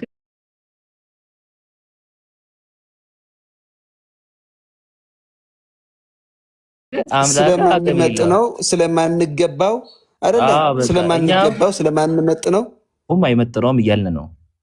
ምን መሆን ከባህሪው ሰው መሆን ከባህሪ ጋር የሚያያዝ አይደለም። ሰው መሆንና ሰው ማግባት ይለያያል። አይደለም ሰው መሆንና ሰው ማግባት ይለያያል። አስተውሎ እንድማለም ሰው መሆን የሚባለው ነገር አምላክን ይመጥነዋል። አምላክ የሚጸዳዳ አይነት ባህሪ የለውም። የሰው ልጅ ግን ይጸዳዳል። አምላክ የሚጸዳዳን ሰው መሆን ባህሪውን ይመጥነዋል። መጸዳዳት እኮ የፈጣሪ እንትን ፍጥረት እኮ ነው። ምን ኃጢአት አለው? ምንድን ነው የምትለው? ሲጀመር አምላክ ይጸዳዳል የሚለውን ከየት ነው ያነበብከው? እኮ ይመጥነዋል እያልኩህ እኮ ነው። ይመጥነዋል። አምላክ ይጸዳዳል የሚለውን ከየት ነው ያነበብከው? ኖ እንደዛ ማን አለ? አንተ እያስተዋልክ አይደለም። በጣም የተደናበርክ ነው መሰለኝ። ጥያቄ ሲጠየቅ አስተውል፣ አዳምጥ። ጥያቄ መረዳት የመልስ ግማሽ ስለሆነ ምን መሰለህ፣ አምላክ የሚጸዳዳ አይደለም፣ የሰው ልጅ ግን የሚጸዳዳ ነው። አምላክ የሚጸዳዳ ሰው መሆኑ እሱን ይመጥነዋል። እኔ ያልኩ ያለ ስለመጸዳዳት ሳይሆን አምላክ ሰው መሆን ከፈለገ ሰው ይሆናል። በለው በቃ ሁሉም ይችላል። ይሄንን አህመድ ቆይ እስኪ አንድ ጊዜ ኢቴች እስኪ በአንተ ልጠይቅህ። አንተ ካካ መብላት ትችላለህ ወይስ አትችልም? እሱ በእናንተ ላይ እንጂ በእኛ አይፈቀድም። ስለ ችሎታ ነው ማውራት። ቆይ ብራዘር ቆይ አንዴ፣ እንደዛ አይደለም፣ ስለ ችሎታ ነው ጥያቄ። ካካ መብላት ትችላለህ ወይስ አትችልም? እችላለሁ። ከፈለክ ትችላለህ፣ ግን ትበላለህ? ከፈለኩ የሚበሉም አሉ እኮ። ምንድን ነው የምታወራው? ትበላለህ ወይ? አንተ ነው የጠየኩህ። ቲክቶክ ላይ አንተ ነው የጠየኩህ። አዎ ከፈለኩ ከአማረኝ እበላለሁ። በጣም ጥሩ። እሺ በግሌ ማለት ነው። ከአማረኝ እበላለሁ። በቃ ችግር የለውም። እሺ ቲክቶክ ላይ ራቁትህን መውጣት ትችላለህ ወይስ አትችልም? ከፈለኩ ትችላለህ አይደለ? ከፈለኩ እችላለሁ። ከእናትህ ጋር መተኛት ትችላለህ ወይስ አትችልም? እንዴት መተኛ ስትል ምን አይነት ሴክስ ማድረግ ከእናትህ ጋር ትችላለህ? አትችልም? አልችልም። ግን ታሞ የሚያደርጉ ግን አለው። ታሞ የሚያደርጉ አሉ። ችሎታ አለህ ወይስ አለህ? ችሎታ አለህ ወይስ የለህም? ታሞ የሚያደርጉ አሉ እያልኩ ነው። ቆይ ችሎታው አለህ ወይስ የለህም? ብታመምና ራሴን ባጣ ራሴን መቆጣጠር ካቃተኝ ላደርግ ይችላል። ችሎታው ሰውነት አለህ ብራዘር፣ ችሎታው አለህ ወይስ የለህም? ችሎታው አለኝ። በቃ ታረጋለህ። ግን አላደርግም። ለምንድን ነው የማታረገው? ስለማይደረግ ተገቢ ስላልሆነ። በጣም ጥሩ። እንግዲህ አህመድ ቀጥለው። በቃ ጥሩ። ይሄን እየዘጋው እኮ እና እንትን ይበልበት። ምን ዘጋው? ምን አለ? ምንድን ነው የሚዘጋው? ኢብሮ ግን እንዲያነድ ቤት እንትን ላይ ነው፣ ረመዳን ላይ ነው። በቃ ምግቡ አስጠልቶ ትውላለህ። የታባቱ አትበላም። ይህን እየሰማ እንገባለታለን። እሺ አሁን ይሄ የመጀመሪያውን ፊሎሶፊካል አፕሮቾች አንብበባቸው ገና ነለሱ። ሁለተኛ ጥያቄ እንጠይቀ። ሐዋርያት ሥራ ምዕራፍ 3 ቁጥር 13 ላይ የአብርሃምና የይስሐቅ የያዕቆብም አምላክ የአባቶቻችን አምላክ እናንተ አሳልፋችሁ የሰጣችሁትንና ሊፈተው ቆርጦ ሳለ ጲላጦስ ፊት የካዳችሁት ብላቴናው ኢየሱስ ክርስቶስን አከበረ ይላል። የአብርሃም የይስሐቅ የያዕቆብ አምላክ ማን ነው? አንዴ ጥያቄ ልቀጥል። ምላሽ አሰጠንም እንደ ሰውዬ መጀመሪያ ላይ ልጠይቀው ያሰብኩትን ልጠይቅ። ምንድነው ወደዛ የምትሄደው እኮ ጨረስን። በቃ ከኔ በኋላ እኔ አልጨረስም። አሁን አንተ አሁን የመጣው እኔ ከኢብራሂም ጋር ነው የጀመርኩት። ተረጋጋ። ከኔ ጋር ነው የጀመርከው። ሲጀመር በእኔ እኮ ነው የቀደስከው ነገር። ኧረ ወደ ኢብራሂም ነው ልጠይቀውት የገባሁት። ይኸው ወደ እስቲ ብሮ አመልከተው ወደ እኔ እየታየው አይደለም። እስቲ ምልክት ስጠው። አይ በእጅ ይኸው ይታያል። አይ አይደለም፣ አንድ አይደለም ልልህ የፈለኩት ስማኝማ፣ ግን ለመጀመሪያ ልጠይቅ፣ በመጀመሪያ ልጠይቅ ጥያቄ አለ። ምንድን ነው ስትጠየቅ የነበረውማ እኔ ነኝ እኮ። እሱንማ ተናገርክ እኮ። እኔ ልጠይቅ እኮ ነው፣ እኔ ያነሳሁት ሀሳብ እኮ ነው እናንተ የቀጠላችሁት።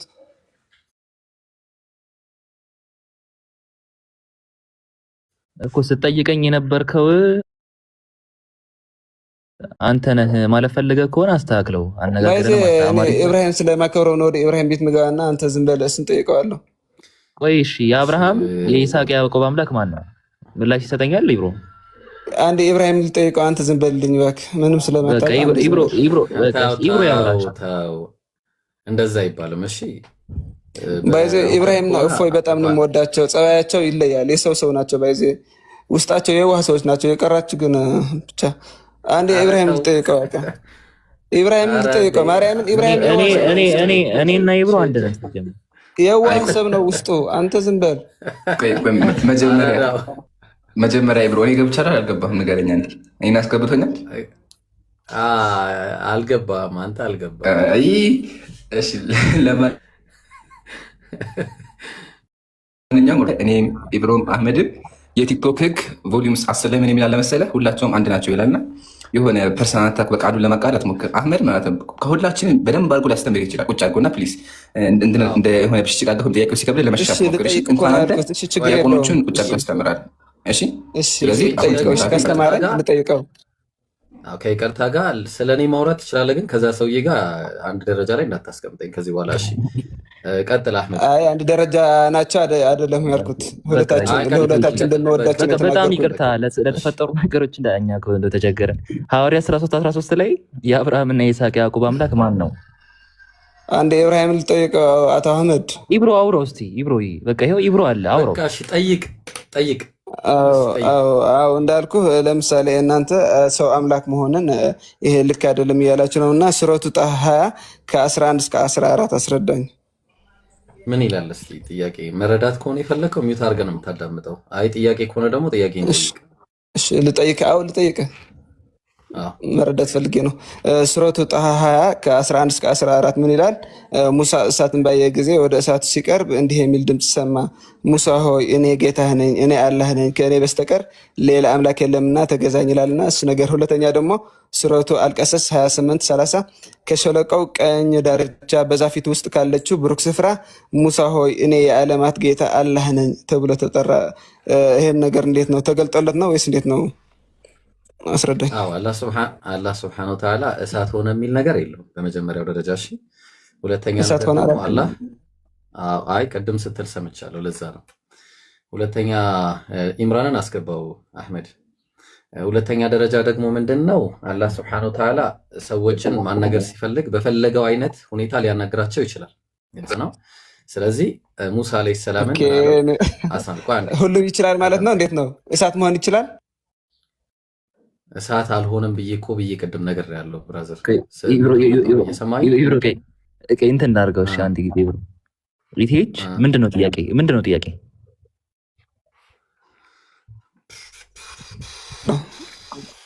እሺ ምንድነው ጥያቄ? ምን አልከው? ጥቅስ ጠቀስክለት። ኢብሮ ሀሳብ እያስረዳህ ነበር አንተ የምትማር መስሎት፣ ግን ኢብሮ ከይስቲት አሁን አንተም ካስረዳኸኝ እሺ። ሱረቱ ጣሃ ከ11 እስከ 14 ማን ነው የጠራው? ከየት ነው የተጠራው? ሙሳ ከየት ነው የተጠራው?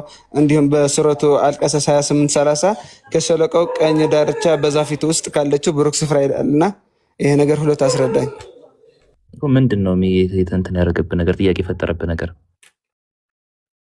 ለሙሳ እሳት ሆነ ተገለጠለት ነው ከዛፍ ውስጥ የሚለው እንዴት ነው እኮ? እንትን ላይ የጠራው ሰው ማን ነው ከተባለ አላህ ነው የጠራው። ከየት ነው የጠራው? እንዴት ነው የጠራው? እንዴት ነው የጠራው ማለት ና ብሎ ጠራው። በፈጣሪ አትቀልድና ከየት ሆኖ ነው የጠራው እኮ? ከየት ሆኖ የጠራው ማለት ከእሳት ውስጥ ነው የጠራው። እሳቱ ሆኖ ነው የጠራው። ከእሳት ውስጥ ነው የሚል ነገር አለ። እሱ እየጠየቅህ እኮ ነው። እሱ እንድታስረዳኝ ፈልጌ ነው እኮ። ከእሳት ውስጥ ይላል እዛ ጋር። አይ ከእሳት ይላል ሳይሆን አስረዳኝ እሱ ነገር። እሳትን ባየ ጊዜ ይላልና ወደ እሳቱ ሲቀርብ እንዲህ የሚል ድምፅ ሰማ ነው ይለምና፣ ከየት ነው የሰማው ድምፁን? እኮ ድምፁን የሰማው ከእሳት ውስጥ ነው የተቀመጠው ነገር 12 እና 13 ከእሳት ውስጥ ነው ድምፁን የሰማው ድምፁን ከዛ ነው። ነገር ግን አላህ ተገለጠለት ማለት ነው። እሺ ሁለተኛ ማስረጃ። ኧረ እባክህ ቆይ ተረጋጋ ብራዘር። በመጣትም ጊዜ ሙሴ በማለት ተጠራ። እኔ ጌታ እኔ ነኝ፣ ዛኔ መረጥኩኝ፣ ምድርም ነገር አዳምጥ ይላል። ገብቶሃል? በእሳት ውስጥ ነው ድምፁን የሰማው ነው እንጂ አላህ እሳት ውስጥ ሆኗል ወይም ደግሞ በእሳት ተገልጦለታል የሚል ነገር አልተቀመጠም። እንዴት በእሳት ውስጥ ማለት? በእሳት ውስጥ ገብቶ ከእሳት ውስጥ ነው ድምፁን የሰማው። በእሳት ውስጥ ገብቶ ነው የጠራው። በእሳት ውስጥ ነው ገብቶ የጠራው የሚል የቱ ቀን ያለው እና እንዴት ነው በእሳት ውስጥ የምትለው ድምፅ? እንዴት ከእሳት ውስጥ እንዴት ሆኖ እንዴት የሚለውን ክፈትለት ይብሮ። እንዴት አምላክ ሰው አይሆንም ብላችሁ እሳት ይሆናል ትላላችሁ? ለእንትና ለእስማኤል እናት እንትና ሲገለጥለት እግዚአብሔር ሲገለጥለት ክፈትለት። ቆይ አንዴ ፍቀዱልኝ። ይሰማል ድምጽ? ይሰማል? በጣም ይቅርታች። አዎ ኢትዮ በእሳት ውስጥ ታውቃለህ? በእሳት ውስጥ የሆነ አካል ነበር ታውቃለህ? ምን የሆነ አካል? ላሳይ። አሚር ሱረቱን ክፈትልኝ አንዴ። ሱረቱን ነምል። እሱን ምዕራፍ ሌላ አልፈልግም። እሱን ምዕራፍ ነው የምፈልገው። ቁርአን በቁርአን የሚብራራው ቁርአን ላይ አንድ ታሪክ አለ፣ ሌላ ቦታ ይነግራል። ረጋ በል። ሱረቱን ነምል ቁጥር 8 ክፈት። አያችኋ? ቃል በቃል እናስቀምጥለት። ታልፎ ራሱን አምጣልኝ። እመለስልሃለሁ። ቆይ እሺ፣ አንዴ ረጋ በል። ችግር የለውም። በእሳት ውስጥ ማን እንዳለ ላሳየህ። መጀመሪያ አላህ አይደለም ያለው። ሱረቱን ነምል ቁጥር 8 ልክፈተው እኔ ይቻላል። አይ ቲንክ የኔ እንትን ስለሆነ ሃርድ ኮፒ ስለሆነ ሊቆይ ይችላል። አይ ሀቢቢ ጀዛከላ። ግን ቆይ በውስጥ አወራለሁ። እሱም ቁርአን በጣም ፈልገዋለሁ እና ከየት እንደገዛው ትነግረኛለህ ኢንሻአላህ። ሱረቱን ነምል እንክፈት ሁላችንም። ሱረቱን ነምል እስቲ አንብበው። ምንድን ነው የሚለው? ሳይዙ ላስተካክለው አንዴ። ምንድን ነው የሚለው? ና እስቲ አንብብልኝ አንተ። ና አንብበው። በቃ ሚውት አድርገህ አዳምጥ። እሺ። በመጣህም ጊዜ እንዲህ በማለት ተጣራ፣ በመጣበትም ጊዜ እንደዚህ ተጣራ።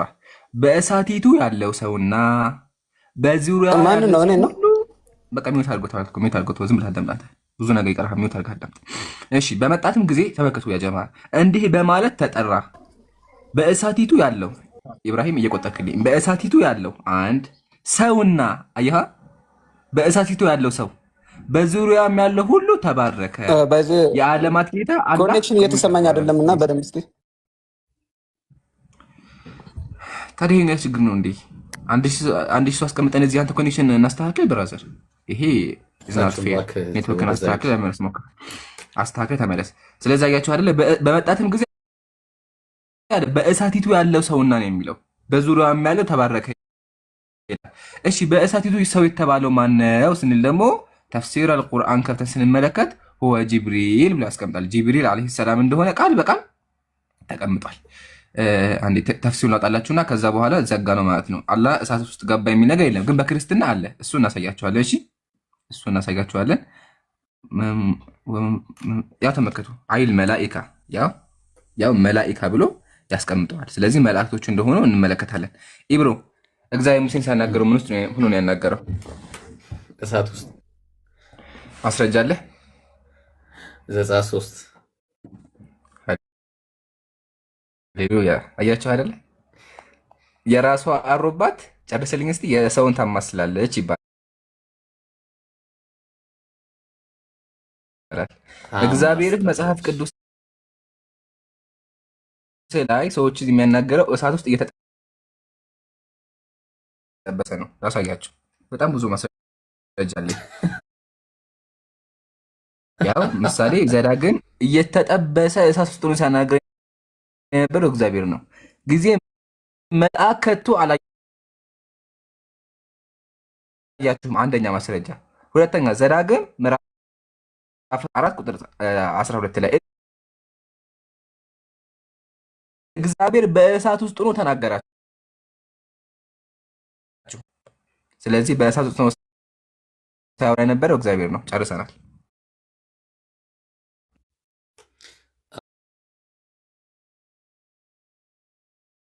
አይ እንደዚህ የሚል ከሆነ እኮ አብሽር አህመድ ትቀጥላለህ ኢንሻአላህ። አንተ ስለሆንክ የነበርከው እንደዚህ የሚል ከሆነ በጣም በሚያሳዝን ሁኔታ ጋይስ እንትና ማቴዎስ ወንጌል ምዕራፍ 3 ቁጥር 16 እና 17 ላይ መንፈስ ቅዱስ በእርግብ አምሳል ተመስሎ መጣ ይላልና እግዚአብሔር እርግብ የሚባል አለ እያለን ነው። እንደዛ ነው እኔ የገባኝ። እግዚአብሔር እርግብ አለ የሚባል ማለት ነው አይደለ እንዴ ኢምሩ አህመድ? እንደዛ ነው። እግዚአብሔር እርግብ እንዳለ ነው ያየሁት።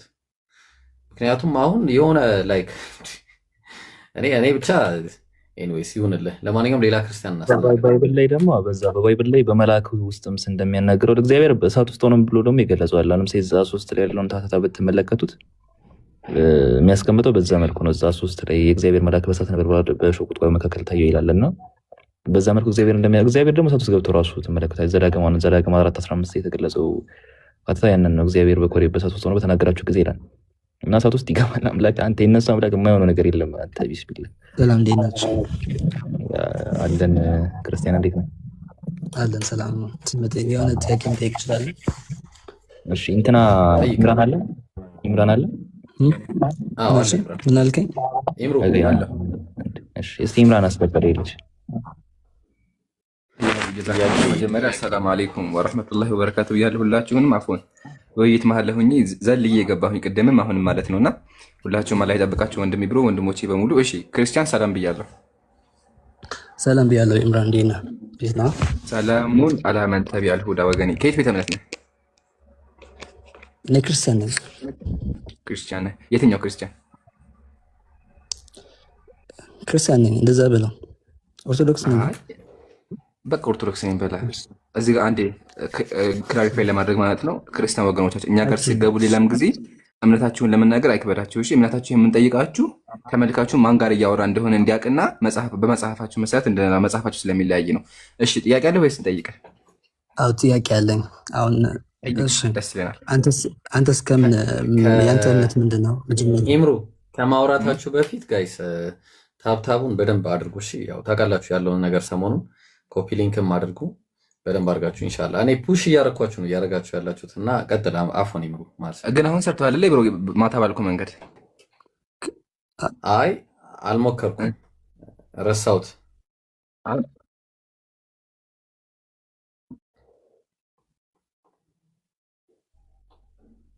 እሺ አንተ ያልካቸውን ሜንሽን አድርግልኝ። አይ እስከዛ ሰዓት እንዳይሄድብን እንቀጥል። ክርስቲያን ጥያቄ ማቅረብ ትችላለህ። ከዛ መልስ የሚወጣ አዳምጠህ ደግሞ እንጠይቅሃለን። ኦኬ ቆንጆ። ማውቀው ከሆነ መልሳለሁ፣ ማላውቀው ከሆነ አላውቀውም እላለሁ። እሱን እኔ አሁን ስጠይቅህ የአንተ እምነት ምንድን ነው? መጀመሪያ የሆነ የምጠይቅ ከሆነ በአንተ እምነት ነው መጠየቅ የምፈልገው። ገብቶሃል? እኔ ሙስሊም ነኝ እኮ። ሙስሊም ሆነ የትኛውን አቂዳ ነው የምትከተለው? ሁሉም እኮ በቁርአን ያምና አይደለ? አሁን ችግሩ እናንተ ጋር መጽሐፋችሁ 77 81 66 ነውና በየትኛው እንደምናወራችሁ ለማወቅ ነው። እኔ ግን ሙስሊም ሱንይ ነኝ፣ ሱናን ተከታይ ነኝ። ነብዩ ሰለላሁ ዐለይሂ ወሰለም የተናገሩት ነገር አጥብቄ የሚይዝ ነኝ። አዎ እንትን ከሆነ ብራዘር፣ አሁን እኔንም ጠይቀህ አንተን በቁርአን አንድ ብትሆኑ እናንተ የሆነ ትርጓሜዎች ሌላ ትርጓሜዎች አላችሁና እኔም ጠይቀህ ከሆነ በአንተ ትርጓሜ ነው የምጠይቀው። አይ ትርጓሜዎች ሌላ ትርጓሜ ሳይሆን ነብዩ ከተረዱበት ነብዩ ከተረጎሙት ውጭ የሚተረጉሙ ሰዎች አሉ። አዎ አሉ። እኔ ግን አና ሙስሊም ሱንይ፣ እኔ ሙስሊም ሱንይ ነኝ። ሱንይ ማለት ደግሞ ምንድነው? ሱናን ተከታይ፣ ነብዩ ሰለላሁ ዐለይሂ ወሰለም የተናገሩትን ነገር የምከተል ነኝ። አየህ እንደዚህ ኮዳ ብዬ እምነቴን እናገራለሁ። ግልጽ ነው። አዎ እንትን ዲፈረንስ እኮ እኛም ላይ እኮ እንደዛ ነው። አሁን ጥያቄውን መልሼልሃለሁ። ወደ ጥያቄ ግባ። እሺ ኦኬ። ቁርአን በመጽሐፍ ቅዱስ ላይ ያለው እንትን ማብራሪያ የሚለው ነገር ምንድን ነው? ቁርአን መጽሐፍ ቅዱስ ምን ብለው ነው የሚጠራው? ማለት ምን አይነት ማብራሪያ? መጽሐፍ ቅዱስ የሚባል መጽሐፍ ታሪክም አያውቀውም፣ ቁርአንም አያውቀውም። መጽሐፍ ቅዱስ የሚባል መጽሐፍ ኤግዚስት አያደርግም፣ ከጊዜ በኋላ የመጣ መጽሐፍ ነው። ኦኬ እንትን መረጃ ክፈትልኛ። የለም ጀመ መጽሐፍ ቅዱስ የሚለው መቼ የመጣው ታውቃለህ? ባይብል እኔ መረጃ ቢከፍት ኦኬ። እኔ ቢከፍት ምንድን ነው የሚከፍትልኝ?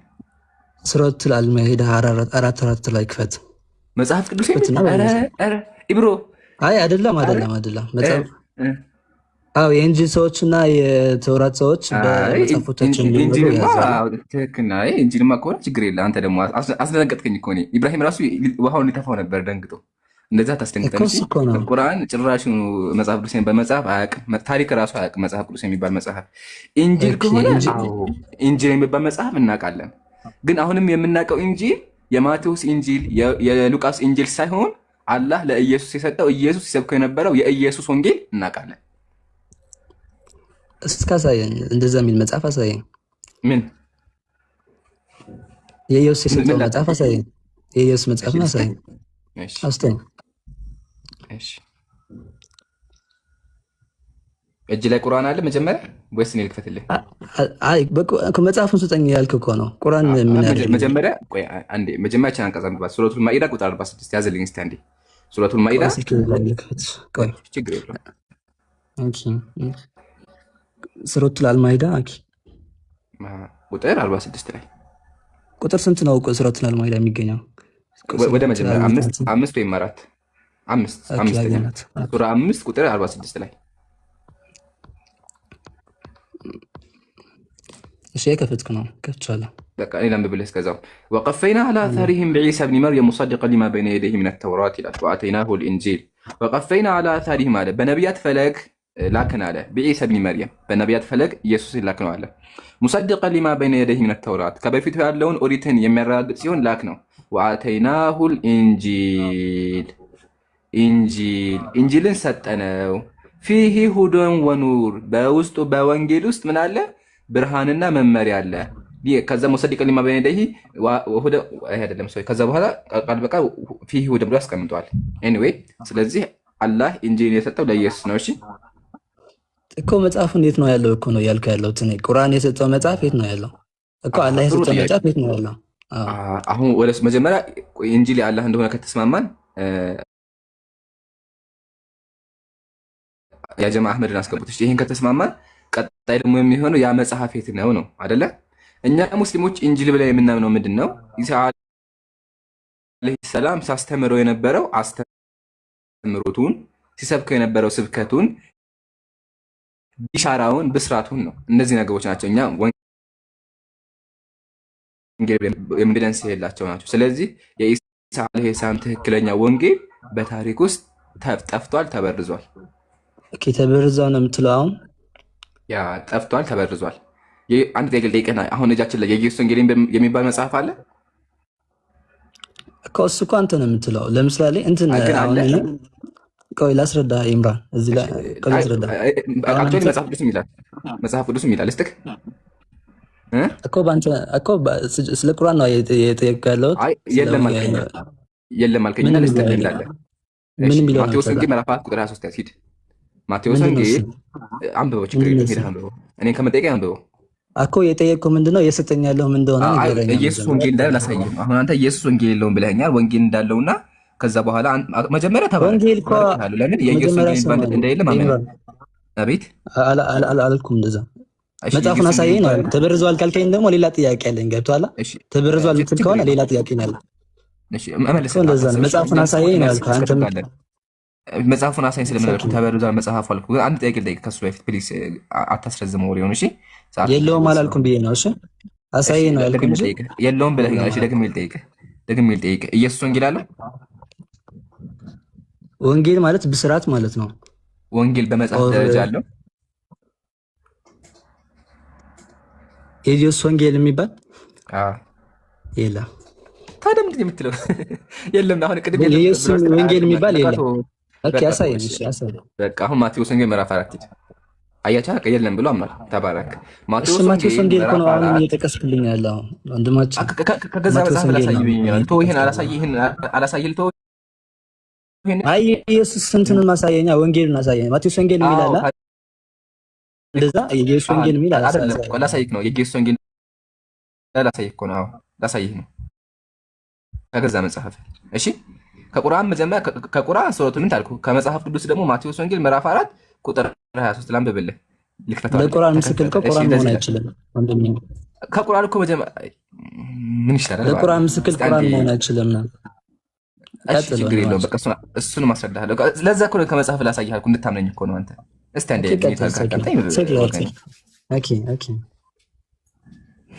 እሺ የማቴዎስ ወንጌል ምዕራፍ 4 እንደዚህ ይላል። ኢየሱስም በምኩራባቸው እያስተማረ የመንግስትንም ወንጌል እየሰበከ በደንብ ጆሮአችሁን ቀረብ አድርጋችሁ አዳምጡ። ኢየሱስ ወንጌል ይሰብክ ነበር። ይሄ ወንጌል ይሰብክ ግን የማቴዎስ ወንጌል የለም፣ የዮሐንስ ወንጌል የለም። እነዚህ ወንጌሎች ከ100 ዓመት በኋላ የመጡት የተጻፉት ራሱ ማለት ነው። እና እነዚህ ተጽፎ ኢየሱስ ያደርግ ነበረ። ያ የመንግስት ወንጌል እየሰበከ በህዝቡ ሁሉ ያለውን ደዌ እየፈወሰ በገሊላ ይዞር ነበር ይላል። አሁን ሚውታን ሳንት ጥያቄ ልጠይቅህ። ይኸኛው ካውቀዋለሁ ካምነዋለሁ። ሲጀመር አንድ ጥያቄውና እንትን አይገናኝም። ሲጀመር እኔ ያልኩህ ያለሁት የኢየሱስ የሚል ወንጌል አለ በመጽሐፍ ደረጃ ነበር ያልከው።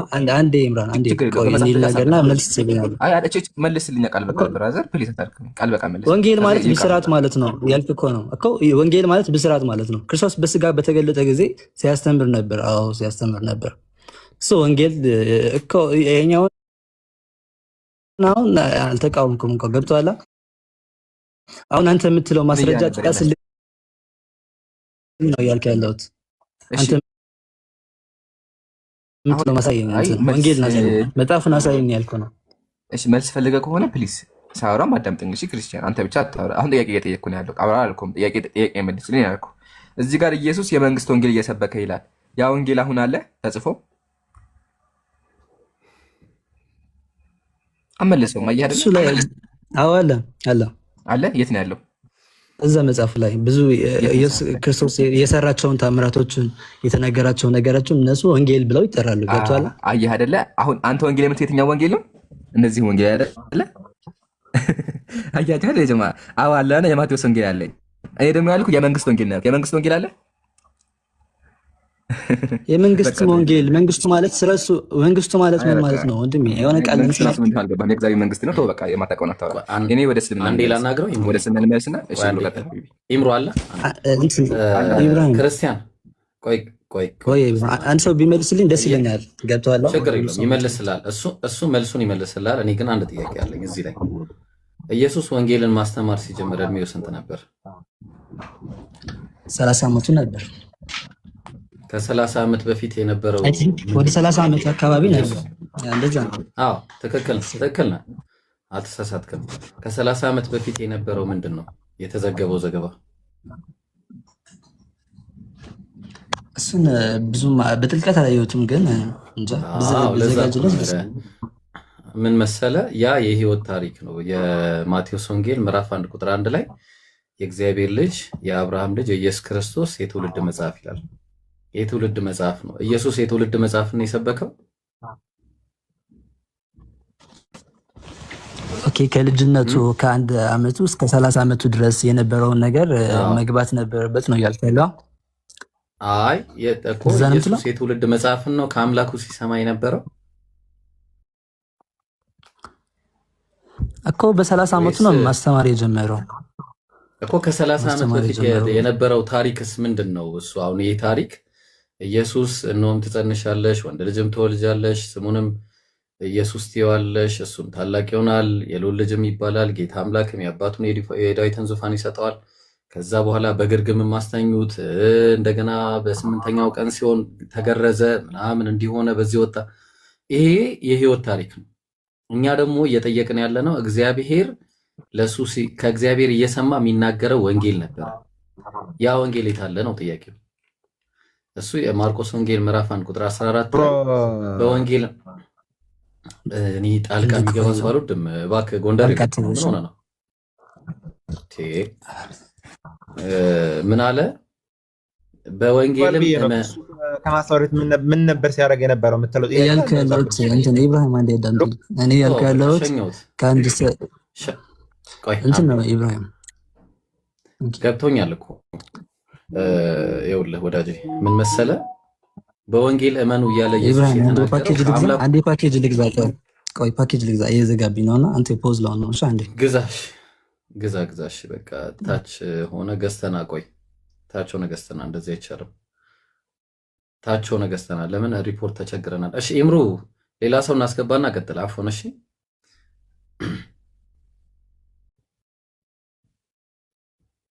የት ነው ያለው ነው? ማቴዎስ የራሱን መጽሐፍ ጽፎ ወይም ደግሞ እንትን በሉን ማቴዎስ ወንጌል ሆኖ ግን የማቴዎስ ወንጌል ሙሉ ሳይሆን ግማሹ ብላችሁ ከሆነ እሺ በቃ በዚህ እንስማማለን፣ እንወያያቸዋለን። ቢያንስ ኢንዌ ጀዛከላህ ብሎ በደንብ ገልጸዋል። ቀጥሎ ወንድሞች ኢንሻአላህ ኢብሮ ጥቅስ ክፈተው። እየሰበከ ሲዞር ነበር፣ ወንጌል ሲሰብክ እንደነበረ ጥቅሱን ክፈተው። ከፍቶ ነበር። ኢምሩ ከፍቶ የነበረው ነው ያልከው ወላ ወይ? ኢብሮ አንተ መክፈት ከቻልክ አንተም ክፈተው። ችግር ለሱ ቅርብ ነው በነብይ ነው ስለከፈተው እያዘንኩ ቢሆን ቀድሜ ያለው በለው። እሺ አይሽ መንግስትን ወንጌል እየሰበከ በህዝብም ያለውን ደዌና ሕማም ሁሉ እየፈወሰ በገሊላ ሁሉ ይዞር ነበር ይላልና የመንግስትን ወንጌል እየሰበከ ሲባል ሲሰብክ የነበረው ምን አይነት ወንጌል ነው? መቼም ኢየሱስ ክርስቶስ ሲሰብክ የነበረው የዳዊት ልጅ የአብርሃም ልጅ ኢየሱስ ክርስቶስ የትውልድ መጽሐፍ ለመች ዋናው ማቴዎስ ወንጌል ሲጀምር ያለውን ጥቅስ አይደለም ያን የሚያስረዳን። ኢየሱስ ክርስቶስ ሲሰብክ የነበረው ከዚህ የተለየ ነው። የሱ የራሱን ክርስቶስን ታሪክ አይደለም ሲያስተምር የነበረው፣ የመንግስቱን ወንጌል ነበር ሲሰብክ የነበረው። ጥያቄያችን ምንድነው? እናንተ ኢየሱስ ክርስቶስ ሲሰብክ የነበረው የመንግስቱ ወንጌል የትኛውን ነው? የስነ ምክራዎቻችሁ እያስተማረ መንግስቱን ወንጌል እየሰበከ ተብሎ የተተረከው ትረካ ይሄ የዳዊት ልጅ የአብርሃም ልጅ የሚለውን ታሪክ ነው አይደለም ካላችሁ፣ ታዲያ ይሄ ወንጌል የት ነው ያለው ነው ፖይንቱ። እዚህ ጋር ነው የተነሳው። እና ያ ወንጌል አላችሁ ወይ ነው አለም ብላችሁ መታሰቡ ከሆነ አምጡት። ከሌለ ደግሞ ኢየሱስ ክርስቶስን ወንጌል ይዘናል ብላችሁ የምትናገሩበት አግባብ ምንድነው? የማይታወቅ መጽሐፍ ነው። ፖይንቱ ያ ነውና እስቲ ይብሩ ቀጥሉ። ምን ትላላችሁ? ሌሎች ክርስቲያን ካላችሁ ወይስ ይገዝትላኩ? ይብሩ ኮሜንት ላንብብልህና ኢብራሂም ጥቅል ላክለት እያሉ ነው። ጥቅል እንደባለፈው ኢብሮ እንትን ነው ፋስት ፉድ ነው የሚልከው። ባለፈው 300 ብር በ300 ብር ተወያየን። ይምሩ ድጋሚ አሁንም ምን ሆነ ነው እንዴ? 300 ብር እሺ፣ ለማንኛውም ቀጥሉ። መጥቷለች። ኦኬ ባንዴ ክርስቲያን። እሺ ደህና ነኝ አልሐምዱሊላህ። ይኸውልህ እኔ ለማለት ተፈለኩት ኢየሱስ ማስተማር ሲጀምር 30 ዓመቱ ነበር ይላል ሉቃስ 3:23 ላይ። ከዛ ያስተማረው ደግሞ ትምህርቱ የኢየሱስን ስናየው እኔ ከራሴ አልተናገርኩም፣ ነገር ግን የላከኛ እሱ የምለውን የምናገረውን ትእዛዝ ሰጠኝ ይላል። የሰጠኝን ቃል ሰጥቻቸዋለሁና እያለ ይናገራል። በተመሳሳይ ሁኔታ ከአምላክ የሰማሁትን እውነት የነገርኳችሁን ሰው ይላል። ከአምላክ እየሰማ ነበር የሚናገረው ሰው። ከአምላክ ሲሰማ የነበረው እውነት የክርስቶስን የራሱን የህይወት ታሪክ ነው። እንዲህ ተወለደ፣ በዚህ በግርግም አስተኙት፣ ምናምን ተገረዘ፣ ይሄን አልነበረም። ተግባባ። ሰው እኛ የምንፈልገው የትኛውን ታሪክ ይሄን ታሪክ ሳይሆን ልክ ሉቃስ ወንጌል ላይ እንደተናገረው ብዙዎች ታሪክን በየተራው ለማዘጋጀት ስለሞከሩ እኔም ስለተማርከው ቃል እርግጡን እንድታውቅ ከመጀመሪያ ሁሉን ተከትዬ ልጽፍልህ መልካም ሆኖ ታየኛለውን አይደለም። እኛ የምንፈልገው ምንድነው? የምንፈልገው ለማርቆስ 1:14 ላይ በወንጌልም እመኑ እያለ በምኩራቦች ውስጥ ሲሰብከው የነበረውን የኢየሱስን ትክክለኛ አስተምሮ ነው። ያ አስተምሮ ደግሞ ከአምላኩ እየሰማ የሚናገረው እንጂ የህይወት ታሪክ አለ። ለዛ ነው የለም የምንለው። እኛ በውስጡ ወንጌልን የመሳሰሉ ነገሮች ትንሽም ቢሆን የሉም ማለት ነው። ወላኪን ግን የተበረዘ ነው የህይወት ታሪክ የተጨመረበት ነው እያለን ያለ ነው። አይ ቲንክ ጥያቄን መጠየቅ ከፈለክ በቃ ቀጥል፣ ወደ ስትሬት ፎርዋርድ ኢምራን ጋር ይቀጥል። ኦኬ አሁን ተበርዟል ነው ዋና መልሱ። እንደሰማሁት ከሆነ ተበርዟል ነው ያልክኝ ያለው እንትን እንጅሉ ማለት እንጅል ነው እንጅሉ።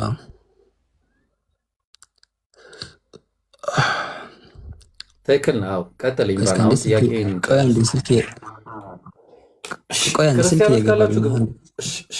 ጀማው አረረ ማሻላ ዛሬ ታብታብ እንትን ብላችኋል። እሺ ኮፒ ሊንክ እና ሪፖስት አድርጉ ሁላችሁም አንዴ። አህመድ ሪፖርት እያረክ ነው፣ ተመለስ። አውርደነው እንመለሰው እንዴ? እሺ እሺ ኢምራን ኢምራን የሰማላ እኔ ልጠይቅህ አሁን ቁርአን መጽሐፍ ቅዱስን መመሪያና ብርሃን ሁዳ ወኑር ይለዋል። ሱረቱ አልማይዳ 44 ላይ 46 ላይ አይደል? እሱን የከፈትን እናወራ ክፈተውና እናወራ። ደግሞም የአላህ ቃላትን ማንም ሊለውጥ አይችልም ይላል። ደግሞ የአላህ ቃላት ማንም ሊለውጥ አይችልም ይላል። ሱረቱ አልአዛም 34 የአላህ ቃላት ማንም ሊለውጥ አይችልም ይላል። ሱረቱ አልአንዓም 34 ሱረቱ ዩኑስ 64 ላይ ማለት ክርስቲያን ቆይ አንድ ረጋ በልና ማለት አንተ ላይ ያየሁበት ያሉት ነገር መሰለህ ሁሉ ብርቁ የሚባል እኛ ጋር አለ። አንዲት እንትን አለች አንዲት መስፈርታች እሱን እየሆንክብኝ ነው ያለኸው። አይ ቲንክ ለንጽጽሩ አዲስ ነው መሰለኝና የሰጡህን በሙሉ ካልተናገርኩ በአንድ ቀን እያልክ ነው ያለኸው። እሺ ምሳሌ ሄደህ አንድ ፍየልን ወደ ሳር ብትወስዳት የሚያስፈልጋት ነው የሚበላው እንጂ ሙሉ ሳሩን ግጭ እጨርሳለሁ አትልም አይደል? አንተም እንደዛ እያደረክ ያለው ረጋ በል። ሁሉ ነገር ቀስ በቀስ እናወራ። ሁሉ ነገር በአንድ እንደዛ አይደለም እኮ ተበርዟል አልከኝ። አራት ነገሮች ጠቅሰህ ሀቢቢ አራት ነገሮች ጠቅሰህ ቆይ ችግር የለም በቃ ረጋ በል። አሁን እያንዳንዱ ንፍታና የመጀመሪያ ሱራ ኑር አውሂድ ያልከው ስንት ነው? እሱ መመሪያና ብርሃን የሚለው ነው። ሱረቱል አልማይዳ 44 46 ላይ በጣም ኮስ 44 46 አይደለም 5 46 ነው። ችግር የለውም። ለማንኛውም እዚሁ ከፍተን እየፈታን እንደዛ መሆን አለበት። እሺ 46 እንደዚህ ይላል። እንዴ ካሜራ ልክፈትላችሁ። እሺ ይታያል ቢያስባለሁ። ማሻአላ ሁላችሁም ታብታብ አድርጉ። በፈለጎቻቸውም በነቢያት ፈለግ ላይ የመርየም ልጅ ኢሳን ከተውራት በስተፊት ያለውን አረጋጋጭ አስከተልን። ኢንጂልንም በውስጡ ቀጥታና ብርሃን ያለበት ስትሆን በስተፊቱ ያለችውን ተውራት የሚያረጋግጥ ለጥንቁቆች መሪና ገሳጭ ሲሆን ሰጠ ነው ይላል። እዚህ ጋር ጥያቄ ምንድን ነው? ጎበዝ እዚህ ላይ አሁን ለየትኛውን መጽሐፍ ሊያረጋግጥ ነው የመጣው? አሁን መጽሐፉን እያሳየኝ አይደለም። የትኛውን መጽሐፍ ሊያረጋግጥ ነው? ቁርአን መጽሐፍ እኮ ኢንጂል የት ነው? ኢንጂል የሚያረጋግጠው ልንገር፣ ኢንጂል የሚያረጋግጠው ምንድነው አይደል? ኦሪትን ነው፣ ተውራትን የሚያረጋግጠው ውስጡ ቀጥታና ብርሃን ያለበት በስተፊቱ ያለችውን ተውራትንም የሚያረጋግጥ ለጥንቅቆችም ትንሽ ከፍ አድርገው እስኪ ትንሽ ከፍ አድርገው መሪና ገላጭ ሲሆን ሰጠ ነው ይላል እዚህ ጋር። እሺ አሁን ላውራ፣ ቀጥል። እሺ አላህ ኢንጂል የሰጠው ለማን ነው?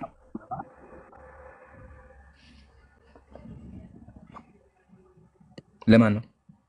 የመርየም ልጅ ኢሳን ከተውራት በስተፊት ያለውን አረጋጋጭ ሊሆን አስከተለን። ያለውን ነው ለኢሳ ሰጠ ነው አይልም እዚህ ጋር።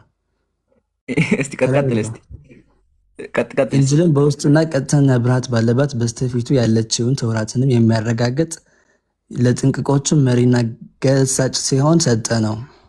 ሰጠ ነው እንላለን እኮ እኔ እያልኩ ያለሁት ጥያቄው አልገባህም። ቆይ ችግር የለውም። ጥያቄውን እፈታልሃለሁ። ቆይ አንዴ አታስብ። ጥያቄው ገብቶናል።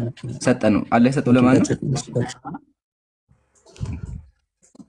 በስተፊቱ የመርየም ኢሳ እስኪ ከፍ አድርገው እንትን ወይ የራስን ቁርአን ልክፈት። ቆይ አረ ጊዜ ስለነበርኩ አይቀየርም። ለዛ እንዲቀየር ሳይሆን እንትን ከፍ ምናምን ስለ ቁርአን ችግር የለውም። አሁን እዚህ ጋር ሰጠ ነው ይላልና ሰጠ ነው የሰጠው ለማን ነው? ለማን ነው የሰጠው? ክርስቲያን ጥያቄህን ጠይቅና ቀኝ ታገህደም እንደዛ ይሻላል።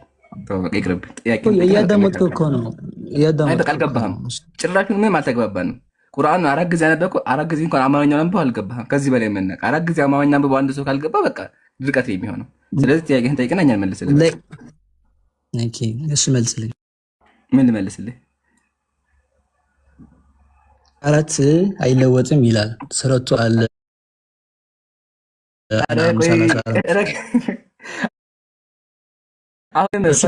እንዴት ተቀየረ? ተበረዘ ስላልከኝ እኮ ነው። ተበረዘ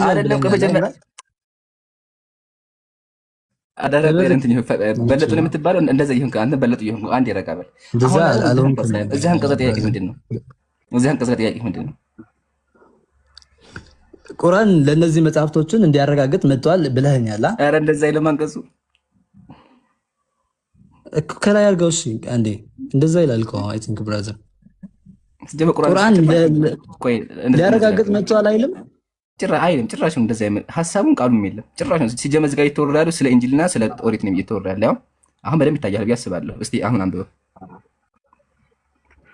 በፈለጋቸውም በነቢያቶች ፈለግ ላይ የመርየም ልጅ ኢሳን ከተውራት በስተፊቱ ያለውን አረጋጋጭ ሲሆን አስከተልን። እንጅልንም በውስጡ ቀጠነ ብርሃን ያለበት በስተፊቱ ያለውን ተውራትንም የሚያረጋግጥ ለጥንቅቆች መሪና ገሳጭ ሲሆን ሰጠ ነው ይላል እዚህ ጋር። አሁን አብራራው ይሄን አዋል አይ ቁርአን አለ ነው ያልከኝ አንተ ቁርአን አረጋጋጭ ይላል ብለኸኝ እዚህ ጋር እንደዛ የሚል አለ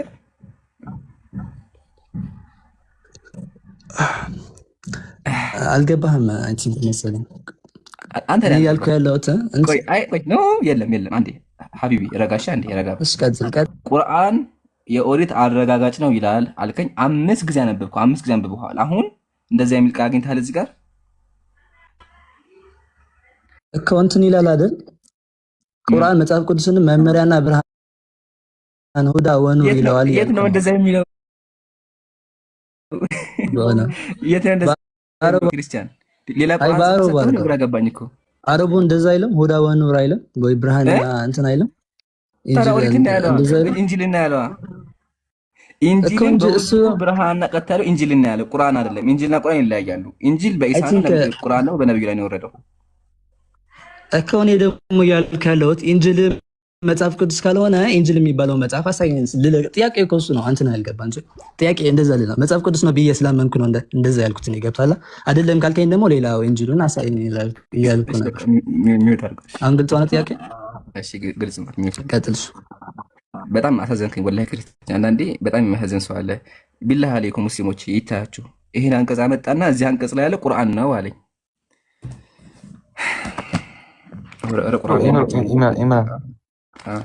ግን በጣም አንተ ግን አረብኛ ግን የሚችል ይመስለኛል ሳስበው ኧረ ማሻ ሁደም ወኖ ነው ሲል ነበር ግን እንትና ክርስቲያን አሁን ኢምራን ከመክፈቱ በፊት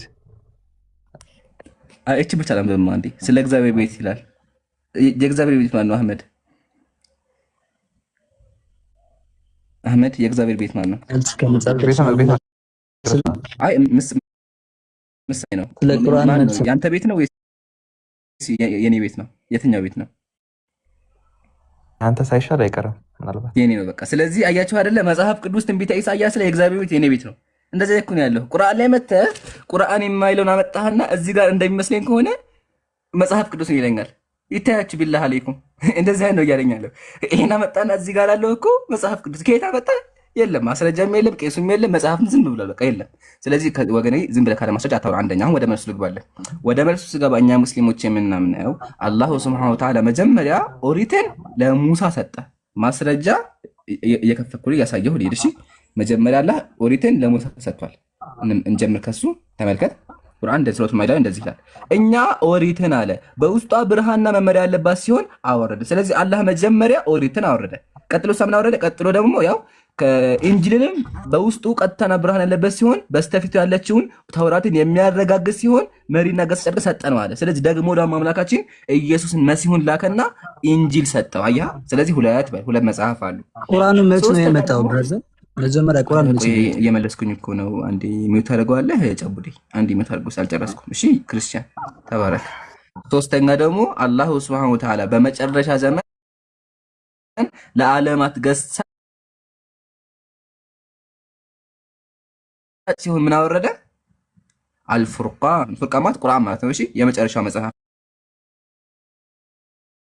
ይሄ ይመስላል ሙስሊሞች የምናምን ይሄ ነው ቀጥሎ ምን አልከኝ ታዲያ ኢንጂል እኮ እዚህ ጋር ኢንጂል አለ ኢንጂሉን ከፍተህ አሳየኝ አልከኝ ድራዘር የኢየሱስ ኢንጂል ቢኖር እኮ ሲጀመር ለምን እንከራከራችሁ ለምን ክርክር ውስጥ ራሱ እንገባለን በቃ ዘጋን እኮ ምንድነው የምናደርጋችሁ መጽሐፉና የኢየሱስ ወንጌል እናመጣና ይሄ ይታያችኋል ይሄ መጽሐፍ የኢየሱስ ወንጌል ነው ይሄን ተቀበሉ ይሄኛው ደግሞ ውሸት ነው አትቀበሉ እንላችሁ ነበር ግን ሙግታችን እኛ ምንድነው ካልን እንዳሳይካ እንዴ አንድ ሰው መጽሐፍ ቅዱስን ተበርዟል ሲል የሆነ ማስረጃ ማቅረብ አለበት መጽሐፍ ቅዱስን እናቀርብልሃለን ችግር የለውም ወላሂ እናቀርባለን ከመጽሐፍ ቅዱስም ከታሪክም እናቀርብልሃለን ችግር የለውም መጀመሪያ ከእስልምና እንጨርስ አሁን እስልምና እየተወራ ስለሆነ ተፍሲር ኢብኑ አባስ ተመልከቱ እንደዚህ ይላል ካነቲል ሙሉከ በዕደ ኢሳ ከኢየሱስ በኋላ የመጡ ነገስታት አለ ሐረፉ ተውራተ ወልኢንጂል አለ ወንጌልን በረዙ አለ አያ ስለዚህ ይሄ ወንጌል የሚለው አስተምሮቱ ራሱ ቃል በቃል ወደኛ አልመጣም ኢሳ አለይሂ ሰላም ወደ አምላኩ ካረገ በኋላ ሰዎች በረዘውታል ለዛ ነው ታላቁ ሊቅ ምንድነው ያለው ኢብኑ አባስ ረህመቱላሂ ዐለይሂ ረዲየላሁ ዐንሁ ምን አለ ሐረፉት ተውራተ ወልኢንጂል ብሎ አስቀምጠ። ስለዚህ መጽሐፉ ተበርዟል። አሁን ደግሞ ወደ አንተ እንምጣ። እዚህ ጋር መጀመሪያ ጥያቄ አለ እንደተበረዘ እናሳይ። ከዛ ቀጥላለሁ። በቃ ይሄ እዚህ ጋር እንዳትመለስ ደግመህ እዚህ ጋር ወደዚህ አንቀጽ ብትመለስ ከሆነ ችግር አለብህ ማለት ዘግተናል። አሁን እንደተበረዘ እንምጣ። መጀመሪያ ሚዩት አንሳ ክርስቲያን ኢምሩ አህመድ ሀቢቢ ከዛ ዲፊኒሽን በኋላ ማለት ነው አማርጠው። እሺ የትኛው መበረዝ ወላ በቁጥር በምን እናሳይ? አማርጠው እስኪ። ኧረ ዘና ግን እናስመጣው። አዘጋጁለት በደንብ አታስብ። በፈለግከው ከፈለግ ተከሽኖ ከፈለግ ቀለል ባለ ጠበስ ጠበስ በሁሉም አለ። አታስብ። ክርስቲያን ሚዩት አንሳ እስኪ አንዴ። አያ እንግዳ ስንንከባከብ በደንብ ነው። እሺ እየሰማ ሲጀመር እኔ ሁሉንም ይመቸኛል ብራዘር። አሁን ተበረዟል ካልከኝ የሚመቸኝ፣ አልተበረዘም ካልከኝ የሚመቸኝ። ሁሉንም እናበላሃለን። ወላሂ ከተመቸህ አንተ ሁሉንም እናበላሃለን። አታስብ። እየቀያየርን ግጭቱንም ፍልጠቱንም ጭማሪውንም እናሳያለን። ሁሉንም እየቀያየርን። እሺ ክርስቲያን መጀመሪያ መበረዝ ማለት ነው። መበረዝ ማለት የሆነ ልክ ያልሆነ ነገር መበረዝ ማለት ሀሳቡን መቀየር ማለት ነው። ገብቷል? ዴፊኒሽን ይሄ ብቻ ነው። የሌላ ሀሳብን መጨመር ማለት ነው። እሺ መበረዝ ማለት አይ ቲንክ ሌላ ነገር ተገባበት ሀሳብን መጨመር። እሺ አንደኛ። እሺ መቀነስ መበረዝ አይሆንም። አንድ ሰው ከመጽሐፉ ከቀነሰ በረዝ አይባልም። ተጨምሯል ወይ ተቀንሶ ነው? እሱ የትኛው ነው ትክክል የሚለውን አታውቀውም። እሱና አታውቀውም። ስህተት ከሆነ እሱ እሺ ችግር ላስረዳ። ቆይ ላስረዳ ነኝ። እኛ አሁን መጽሐፍ ቅዱስን ያላህ የባህሪ ቃሉ ነው ብለን አናምንም። ገብቶሃል? እንደናንተ ቃሉ ነው፣ በቃ ራሱ ቃሉ ነው፣ በቃ የተነገረው በቃ እሱ ቃሉ ነው። ሰዎች የጻፉት ለሰዎች የሉቃስ ቃል ነው። የሉቃስ ቃል ነው። ሉቃስ ነው የጻፈው። እሺ አሁን እሱ ነው ጥያቄ ግን እሱ አለ። ለምሳሌ እዚህ መጽሐፍ ላይ ይሄን ቃል ቆርጬ ባወጣው እኔ መጽሐፉን አልበረዝኩትም።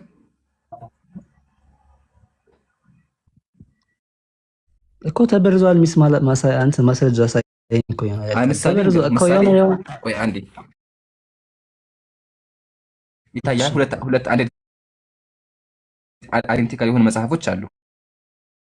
ግን እዚህኛው ላይ መጥቼ በቀንስበት ተበረዘ አይባልም። ከዛ ይሄኛውን ደግሞ ቀስ አድርጌ ወደ ገፍተር አድርጌ ቀስ አድርጌ ሰዎችን እንዲረሱት ባደረግና ይሄን ብበርዘው ብቀንስበት ማለት ተበረዘ አይባልም። በቃ ሱሰት ሆነ ትምህርቶችን መቀነስ ይችላል እያልኩ ነው። ስለ መጽሐፉን ማንነት እየነገርኩ ነው።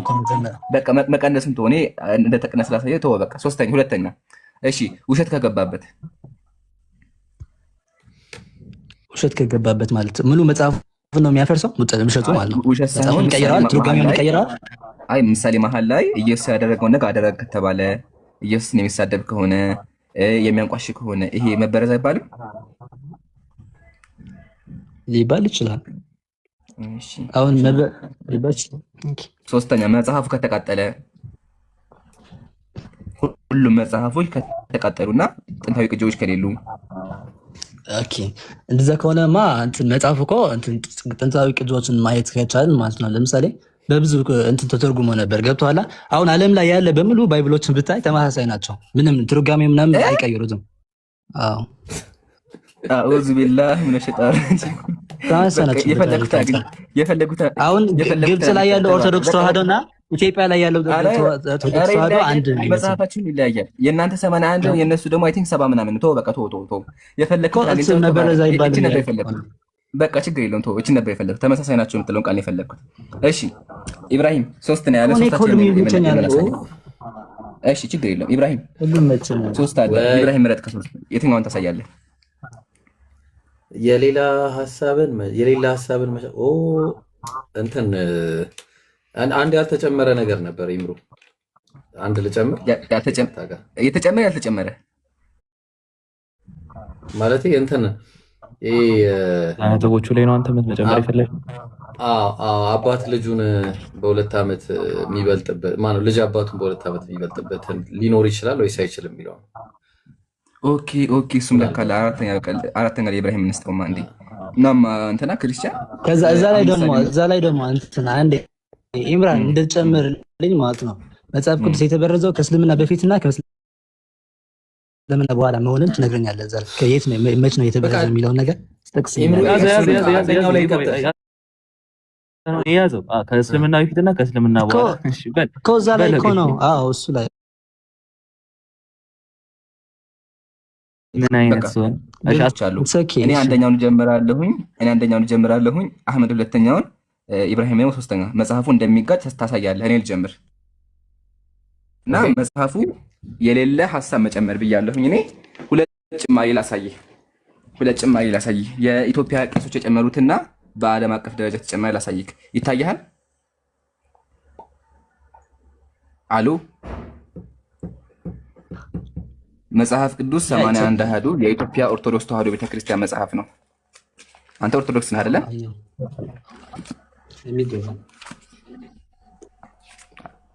ትክክል ላይ ትክክል ነው። እሺ እቺ ቃል ትታያለች? እስቲ አንብባት።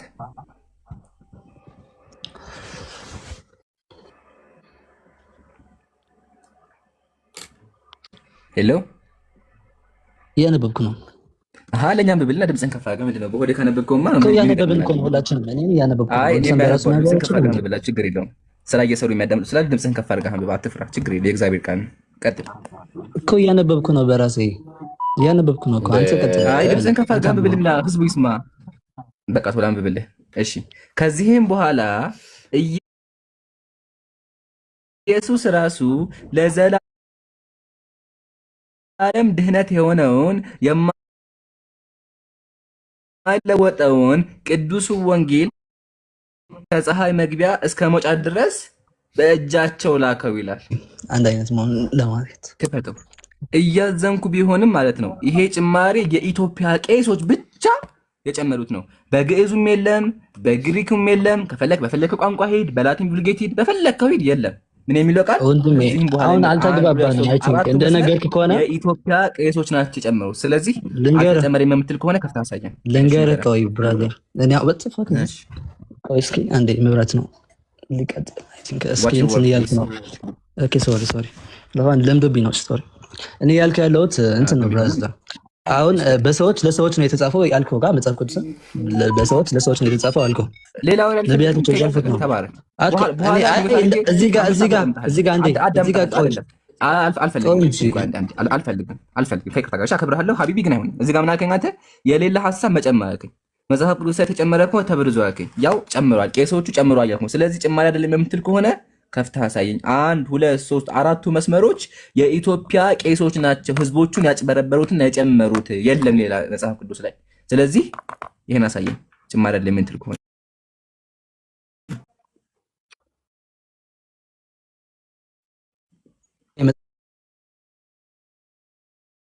መጽሐፍ ትርጉምና የአምላክነቱን እንትን አይቀይረውም እኮ። ሀሳብን መቀየር እኮ ነው ያልኩህ። ያው መጨመር ነው ያልኩህ። ያው መጨመር ነው ያልኩህ። አይን ያለው ማየት ይችላል። መጨመሪያው ተጨምሯል። 1 2 3 4 መስመር ጨምረዋል። ግን ላንተ ይከብድብሃል። በዚህ ከቀጠል ማለት ላንተ ነው የሚከብድብህ። በዚህ ከቀጠል እንት ከቀጠል ላንተ ይከብድብሃል።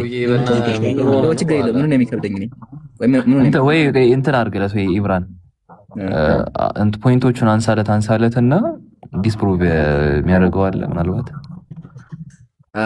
እንደዛ ከሆነ ምን ይመቸዋል ለማለት እቺን ብቻ ይመልሳል። እቺን ይመልስና ከዛ ደግሞ ሁለተኛ ደግሞ እንመጣለን። እቺን መልስ መጀመሪያ ያው እንድታምነኝ ብዬ ያው ፒዲኤፍ አይደለም አፕሊኬሽን አይደለም መጽሐፉን ነው የከፈኩልህ። መጽሐፉን የተከፈተው ትርጓሜውን የቀየረውን አሳየኝ። ትርጓሜውን የቀየረውን አሳየኝ። ከሌላ መጽሐፍ ጋር የሚቃረን ትርጓሜውን አሳየኝ። መቀየሩን እርሳው፣ ችግር የለም እሱን እንመጣለን። በቃ የፈለግከውን እርሳው። አሁን ጥያቄ የኢየሱስ ቃል ላይ የኢትዮጵያ ቄሶች አጭበርብረዋል 1 2 3 4 መስመር ጨምረዋል እያልኩ ነው። ይሄን ጭማሪ አሁን ልፈተው። ከፈከው መጀመሪያ ቆይ አንዴ ከፈከው መጀመሪያ እኮ ዋና ፖይንት እዚህ ላይ ምንድን ነው ያልኩ ነው ብራዘር። ምንድን ነው ሀሳቡ እዚህ ላይ የተቀየረው ሀሳብ ልንገርሽ። ዋናው ሀሳብ ከሌላ መጽሐፎች በምንድን ነው የተለየው ያልኩ ነው እዚህ ላይ ማለት ነው። ሌላ ብዙ ከሌሎች መጽሐፎች በምንድን ነው የተለየው? እናንተ እንደማታነቡና እንደማታስተውሉ ስለገባቸው ምን አደረጉ? 1 2 3 4 መስመር ከራሳቸው ጨመሩ። ከማርቆስ ወንጌል ክፍል ያልሆነውን ኢየሱስ ያልተናገረውን ኢየሱስ ላከ ብለው ጨመሩ። የኢትዮጵያ አንተ ደግሞ ቅድም ምን ብለኸኛል? እዚህ ጋር ጽፌዋለሁኝ። ያው የሌለ ሐሳብ መጨመር መበረዝ ነው ብለህናል። ስለዚህ የኢትዮጵያ ቄሶች የሌለ ሐሳብ ጨምረዋል። ስንት መስመር ጨምሩ? አንድ መስመር አይደለም፣ ሁለት መስመር አይደለም፣ አራት መስመር፣ 1 2 3 4 መስመር ጨምረዋል የኢትዮጵያ ቄሶች። አሁን ከፈከው መጀመሪያ ከፈከው አይተውኩት እኮ ስናነበብኩት አልከፈትኩም። እንትን አፕሊኬሽን እንትን እምቢ አለኝ። አይ ቲንክ በቃ ተው። እሺ አሁን ተበርዟል፣ በዚህ ነው ተበርዟል የሚለውን ያሳየኛው። በዚህ ነው ተበርዟል ብለው ማሳየኝ እንደጨመረው አሳየው። ሁለተኛ ደግሞ ጭማሪ ላሳይህ። ሁለተኛ ጭማሪ አሁን ደግሞ የማሳይህ በለጥ ያለው ላይ ማሳይህ። አሁን ደግሞ 20 ገጽ የጨመረበት ላሳይህ። 20 ገጽ ሳይሆን ኦልሞስት ቆይ እንደውም በዚህ ላውጣልህ አንዴ። ቃል በቃል ተጨመረ ያሉበትን ላሳይህ አንዴ። መጽሐፈ ኢዮብ መክፈት የሚችላል ይብሮ መጽሐፈ ኢዮብ። እኔ ያልኩ ያለሁት ካልገባ ወንድሜ፣ እኔ ያልኩ ያለሁት ሐሳቡን አልተቀየረም። ለሰዎች ማስተማሪያ ይሆን ዘንድ ሰዎች ተርጉመውታል። ገብቶሃል? እኛ እኮ አሁንም እኮ እኛ ሐሳብ አልገባህም። አይቀየርም ማለት ነው። ችግር የለም። ሐሳብ አልገባህም እኮ በቃ ሐሳብ አይቀየርም። ክርስቲያን ሐሳቡ አልተቀየረም። ተቀብያለሁ። ችግር የለብን። ግን ሐሳቡ እንደው አልተቀየረም እንኳን ብትል የእግዚአብሔር ቃል ላይ ተጨምሯል አሉ። ሄሎ የእግዚአብሔር ቃል ጨምረው። አንተ ደግሞ ቅድም መጨመር መበረዝ ነው ብለኸኛል። ና እስቲ እዚህ ጋር ምንድን ነው የሚለው? መጽሐፈ ኢዮብ ምዕራፍ 2 ምንድን ነው የሚለው? ትክክለኛውን እንትን አንዴ አዳምጥ። ትክክለኛውን የትኛው ነው የምትለኝ? ትክክለኛውን የት ነው አሁን? የትኛው ነው? እሱን ደግሞ አሁን ቁርአን ላይም እንደዛ አለ ብዬ ነው እኮ ብዙ ሰውዬ ምን አይነት ሰው? ቆይ ክርስቲያን ፕሊዝ ጭቅጭቅ አታድርገው። እኔ እነግርሃለሁ ትክክለኛው የትኛው እንደሆነ በኋላ። ግን መጀመሪያ መጽሐፍ መልስ። ሚውት አንሳ። መጽሐፈ ኢዮብ ይታያል? ሚውት አንሳ። ይታየኛል። መጽሐፈ ኢዮብ ምዕራፍ 2 ምንድን ነው የሚለው? የሚቀጥለው የግሪክ ቃል የተጨመረ ነው ይላል። እዚህ ጋር ከግሪክ የተጨመረ ነው። ስንት መስመር ነው?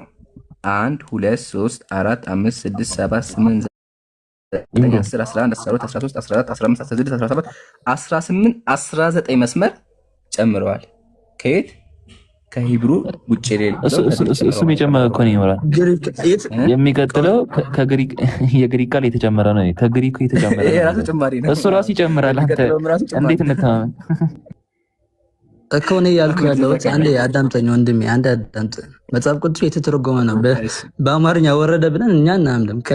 ከአምላክ ነው የወረደው በቃ ተጽፎ ብለን እኛ እናምንም። ሰዎች ነቢያቶች ነው የጻፉት ብለን እናምናለን። አሁን እያልኩ ያለሁት እዚህ ጨመር ከዚህ ጨመር ከግሪኩ ጋር ብንሄድም እያልኩ ነው። ከግሪኩ ጋር ብንሄድም የተቀየረው ሀሳብ ምንድን ነው እያልኩ ነው። ተበርዟል የሚያስብሉ ከኦሪጂናል ግሪክ መጽሐፍ አለ። የሚሸሽበት ሀሳብ የፈለገ ችግር የሚፈጥር ሀሳብ ክፈትለት ይኖር እንክፈትለት። ግን እቺ ብቻ እንደ ሀቢቢ እቺ አንድ ደቂቃ ብቻ። ከዛ አዘጋጅ አንተ ክርስቲያን አንድ ደቂቃ። መጽሐፍ ቅዱስ በምድር እኔ እያልኩ ያለሁት እዛ አሁንም ደግሞ አንተን ሀሳብ ሸሽ ነው ገና ሳታወራ አንተን ሀሳብ ሊቀይሩ ሸሽ ነው ደግሞ አንተን ሀሳብ ገና ሳታወራ አጂብ ነው። እሺ ክርስቲያን ሚውት አንሳ። አንዳንዴ ለእውነት እንታመን። ክርስቲያን ሚውት አንሳ። ኦኬ ቀጥል። እሺ መጽሐፍ ቅዱስ በምንድን ነው የተጻፈው? እንትኑ ብሉይ ኪዳኑ በዕብራይስጥ ነው የተጻፈው። አዲስ ኪዳን ደግሞ በግሪክ ነው የተጻፈው። በጣም አመሰግናለሁ። ሰምተሃል አይደል? ኢብራሂም ጻፍልኝ። ስለዚህ ብሉይ ኪዳን የተጻፈው በሂብሩ ነው። መጽሐፈ ኢዮብ በምን የተጻፈው? ዕብራይስጥ። አዎ ዕብራይስጥ ነው አይደለ? መጽሐፈ ኢዮብ ዕብራይስጥ እንትን ብሉይ ኪዳን እኮ ነው። በዕብራይስጥ ነበር የተጻፈው። ስለዚህ በሂብሩ ብሉይ ኪዳን ነው መጽሐፈ ኢዮብ አይ ቲንክ። አመሰግናለሁ። እሺ በዕብራይስጥ ከሆነ የተጻፈው በዕብራይስጥ ከሆነ የተጻፈው እነዚህ በሙሉ ይሄ በሙሉ የምታየው ዕብራይስጡ ላይ አለ።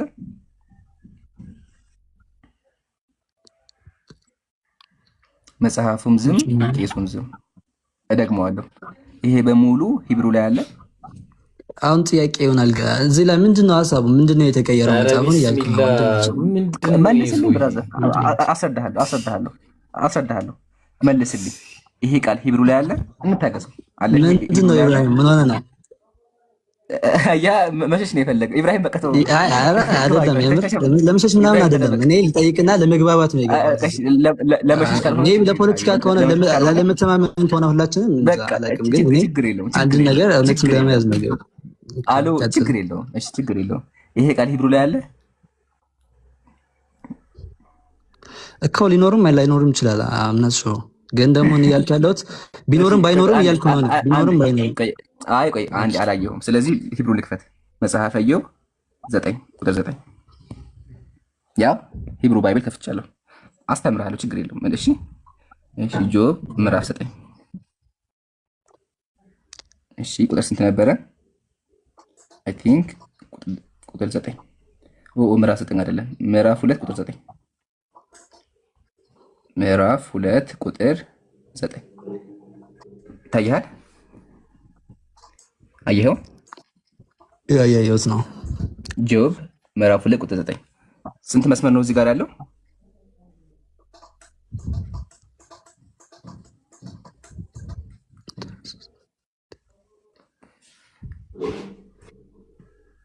አንተ ቀጥል አንተ።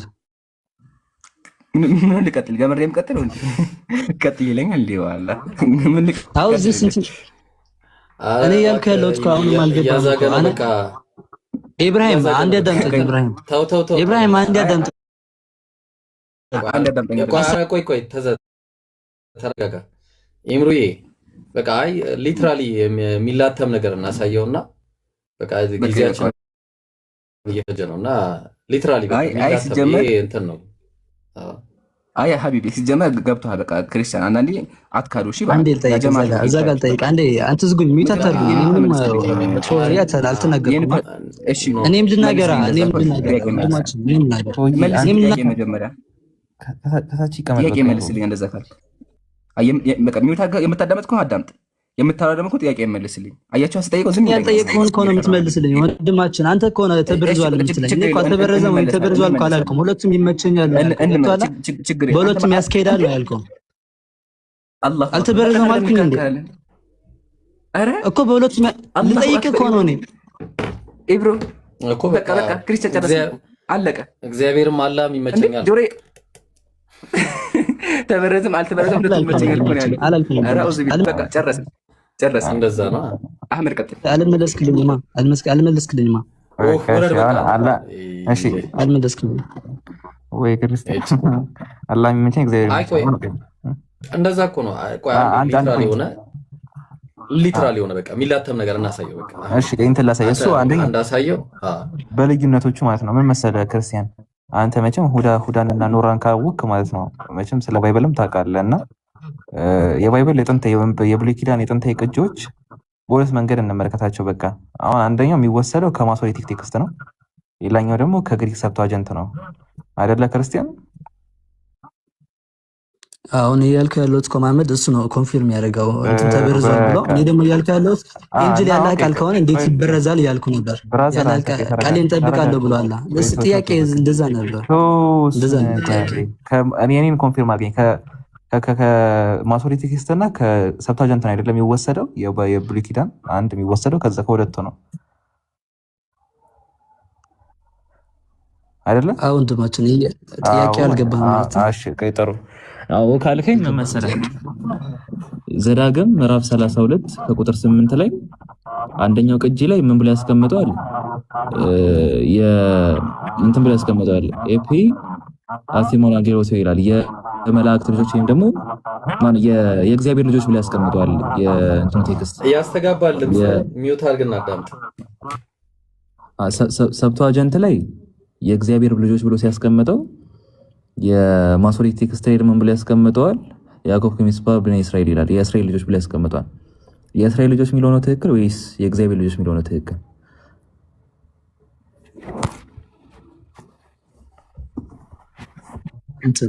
ሁላችሁም እንደሰጣችሁ መልስ ከሆነ መጽሐፍ ቅዱስ ተበርዟል የሚል መልስ ሰጣችሁኛ፣ ኢንጂል ተበርዟል የሚል ሰጣችሁኛ እኮ። እኔ ልጠይቅ ነው። አንዴ ቆይ፣ እኔ ልጠይቃ መጀመሪያ አስወሩኝ እንጂ መጥፎ ነገር በጣም ይቅርታ ግን አንተ ከታች ተቀመጠ።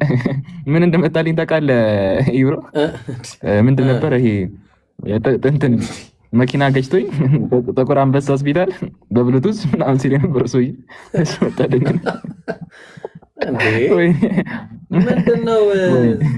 ጤነኛ ናቸው ወላሂ። ግን አንድ አይነት ሰዎች ሆን ብሎ ጊዜ ለመግደል ነው የሚገቡት። እኔ ሳስበው ሆን ብለው በቃ ላይክ ሊትራሊ እንዴ አሁን ኢምራን ያሳየው ግጭት እኮ አለ ህዝብ የሚያጣፋ የሆነ እንትን እኮ ነው እንዴ በጣም ከባድ ነገር እኮ ነው ወላሂ እንዴት ሊጨመር ይችላል ይሄንም ያህል ነገር አስበው ይሄንም ያህል ነገር እንዴት ይጨመራል ብሎ እየጠየቀው ሌላ ነገር ያወራል ከዛ አረ እንደዚህ ግን ኢብሮ ግን አይገርምም ግን አሁን የሆነ ፖይንት አለው ዘዳግም 32 ላይ ማስወሪት ቴክስቱ በኔ እስራኤል ነው የሚለው የእስራኤል ልጆች ነው የሚለው የግሪክ ሰብታጀንቱ ደግሞ የአምላክ ልጆች ነው የሚለው የአምላክ ልጆች ነው ወይስ የእስራኤል ልጆች የሚለው ነው ትክክል ምን ትላላችሁ ክርስቲያኖች አስዋሪ ብሮ ፈጣሪ ያሳየ በቃ በማስወሪት ላይ በጣም ብዙ ጥቅሶች አይ አህመድ አንተ አልገባህም እንጂ ሁለቱም ይመቸዋል እሱ ሁለቱም ያስኬዳል አላህ ይመቻል እግዚአብሔር ይመቻል ራሱ እኮ እግዚአብሔር ሊሆን ይችላል አንተም ታውቅ እግዚአብሔር እስራኤል የሚለው ቃል እኮ እግዚአብሔርን ተክቶ ሊመጣ ይችላል ምን መሰላችሁ አሁን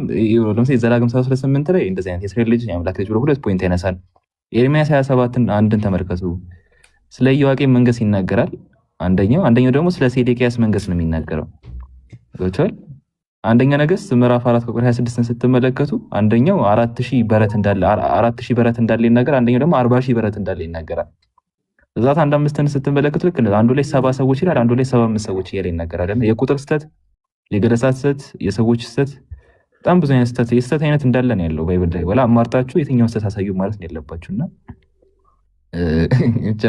እኛ ጋር ተሰላት እንትን ብላል ኢንሻአላህ ከዛ ስመለስ እንትላል ሰላም አለይኩም እንተካካ ሀቢቢ ወአለይኩም ሰላም ኢብሮ አንተ ተተካክተን ነው ሜዲ ያለብን አይ እኔ መጨረሻ ላይ ሄዳለሁ እናንተ እንትን ትላላችሁ ኢንሻአላህ በቃ ኢንሻአላህ እኔ ወደ ስላይም ሰግጄ ሳምጣት ነው መጣሁ 3 ደቂቃ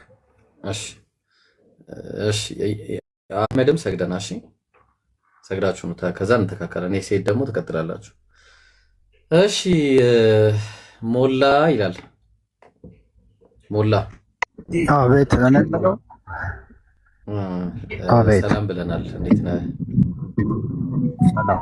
ሰላም አለን እኔ የምልህ ጥያቄ ካለህ ላስተናግድህ ጥቁር ሰው ነው አይደለ አይደለሁም እስቲ እግዚአብሔርን በለስ ጥቁር ሰው አይደለሁም እግዚአብሔርን በለስ እግዚአብሔር አይደለሁም ሲሃር አያ በቃ ወረድ አይደለም ወረድ ባለፈውም ብለኩት እሺ ብሎክ አድርጉት እኔ ቤት አትመጣም መቼም ነው ማትመጣው ልንገርህ እሺ አንድ ስንኩና ምናምን ምን ነው የሚለው ብሎክ አድርጉት ያው ነው ልጅ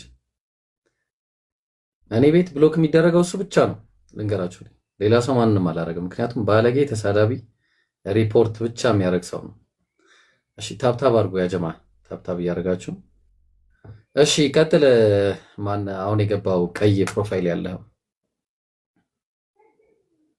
ከታች ትክክል ነው ልጁ ብለህ ነበረ አሎ ይሰማል ሄሎ ወይስ እዚህ ገብተህ ዝም ለማለት ነው ኮሜንታተር በል ሁለተኛ ኮሜንት እንዳታረግ እሺ ደፍረህ እሺ ኩትዬ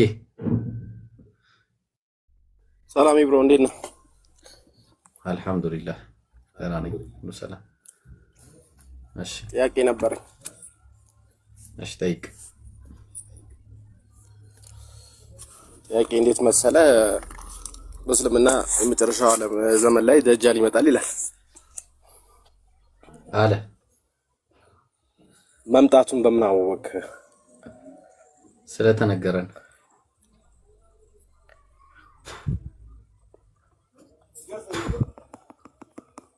እሺ ምን እያደረክ ነው አሎ ሽንኩርት የከተፍክ ነው ወይስ ምንድነው አሎ ይሰማል ምን ይሰማል ምንድነው የሚያደርገው ጀለስ በልታችሁ ነው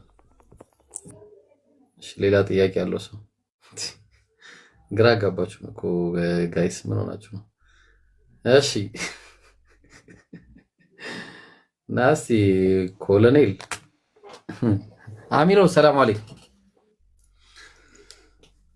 አንተን ሰላም አላልኩ ቅድም ጀምሮ የለም መሰለኝ ለሰላም ሄዷል አሚር ተኝቷል የለም ተኝቷል ኮሎኔል ጠራችሁኝ ብሮ አፎን ሰላም አለይኩም።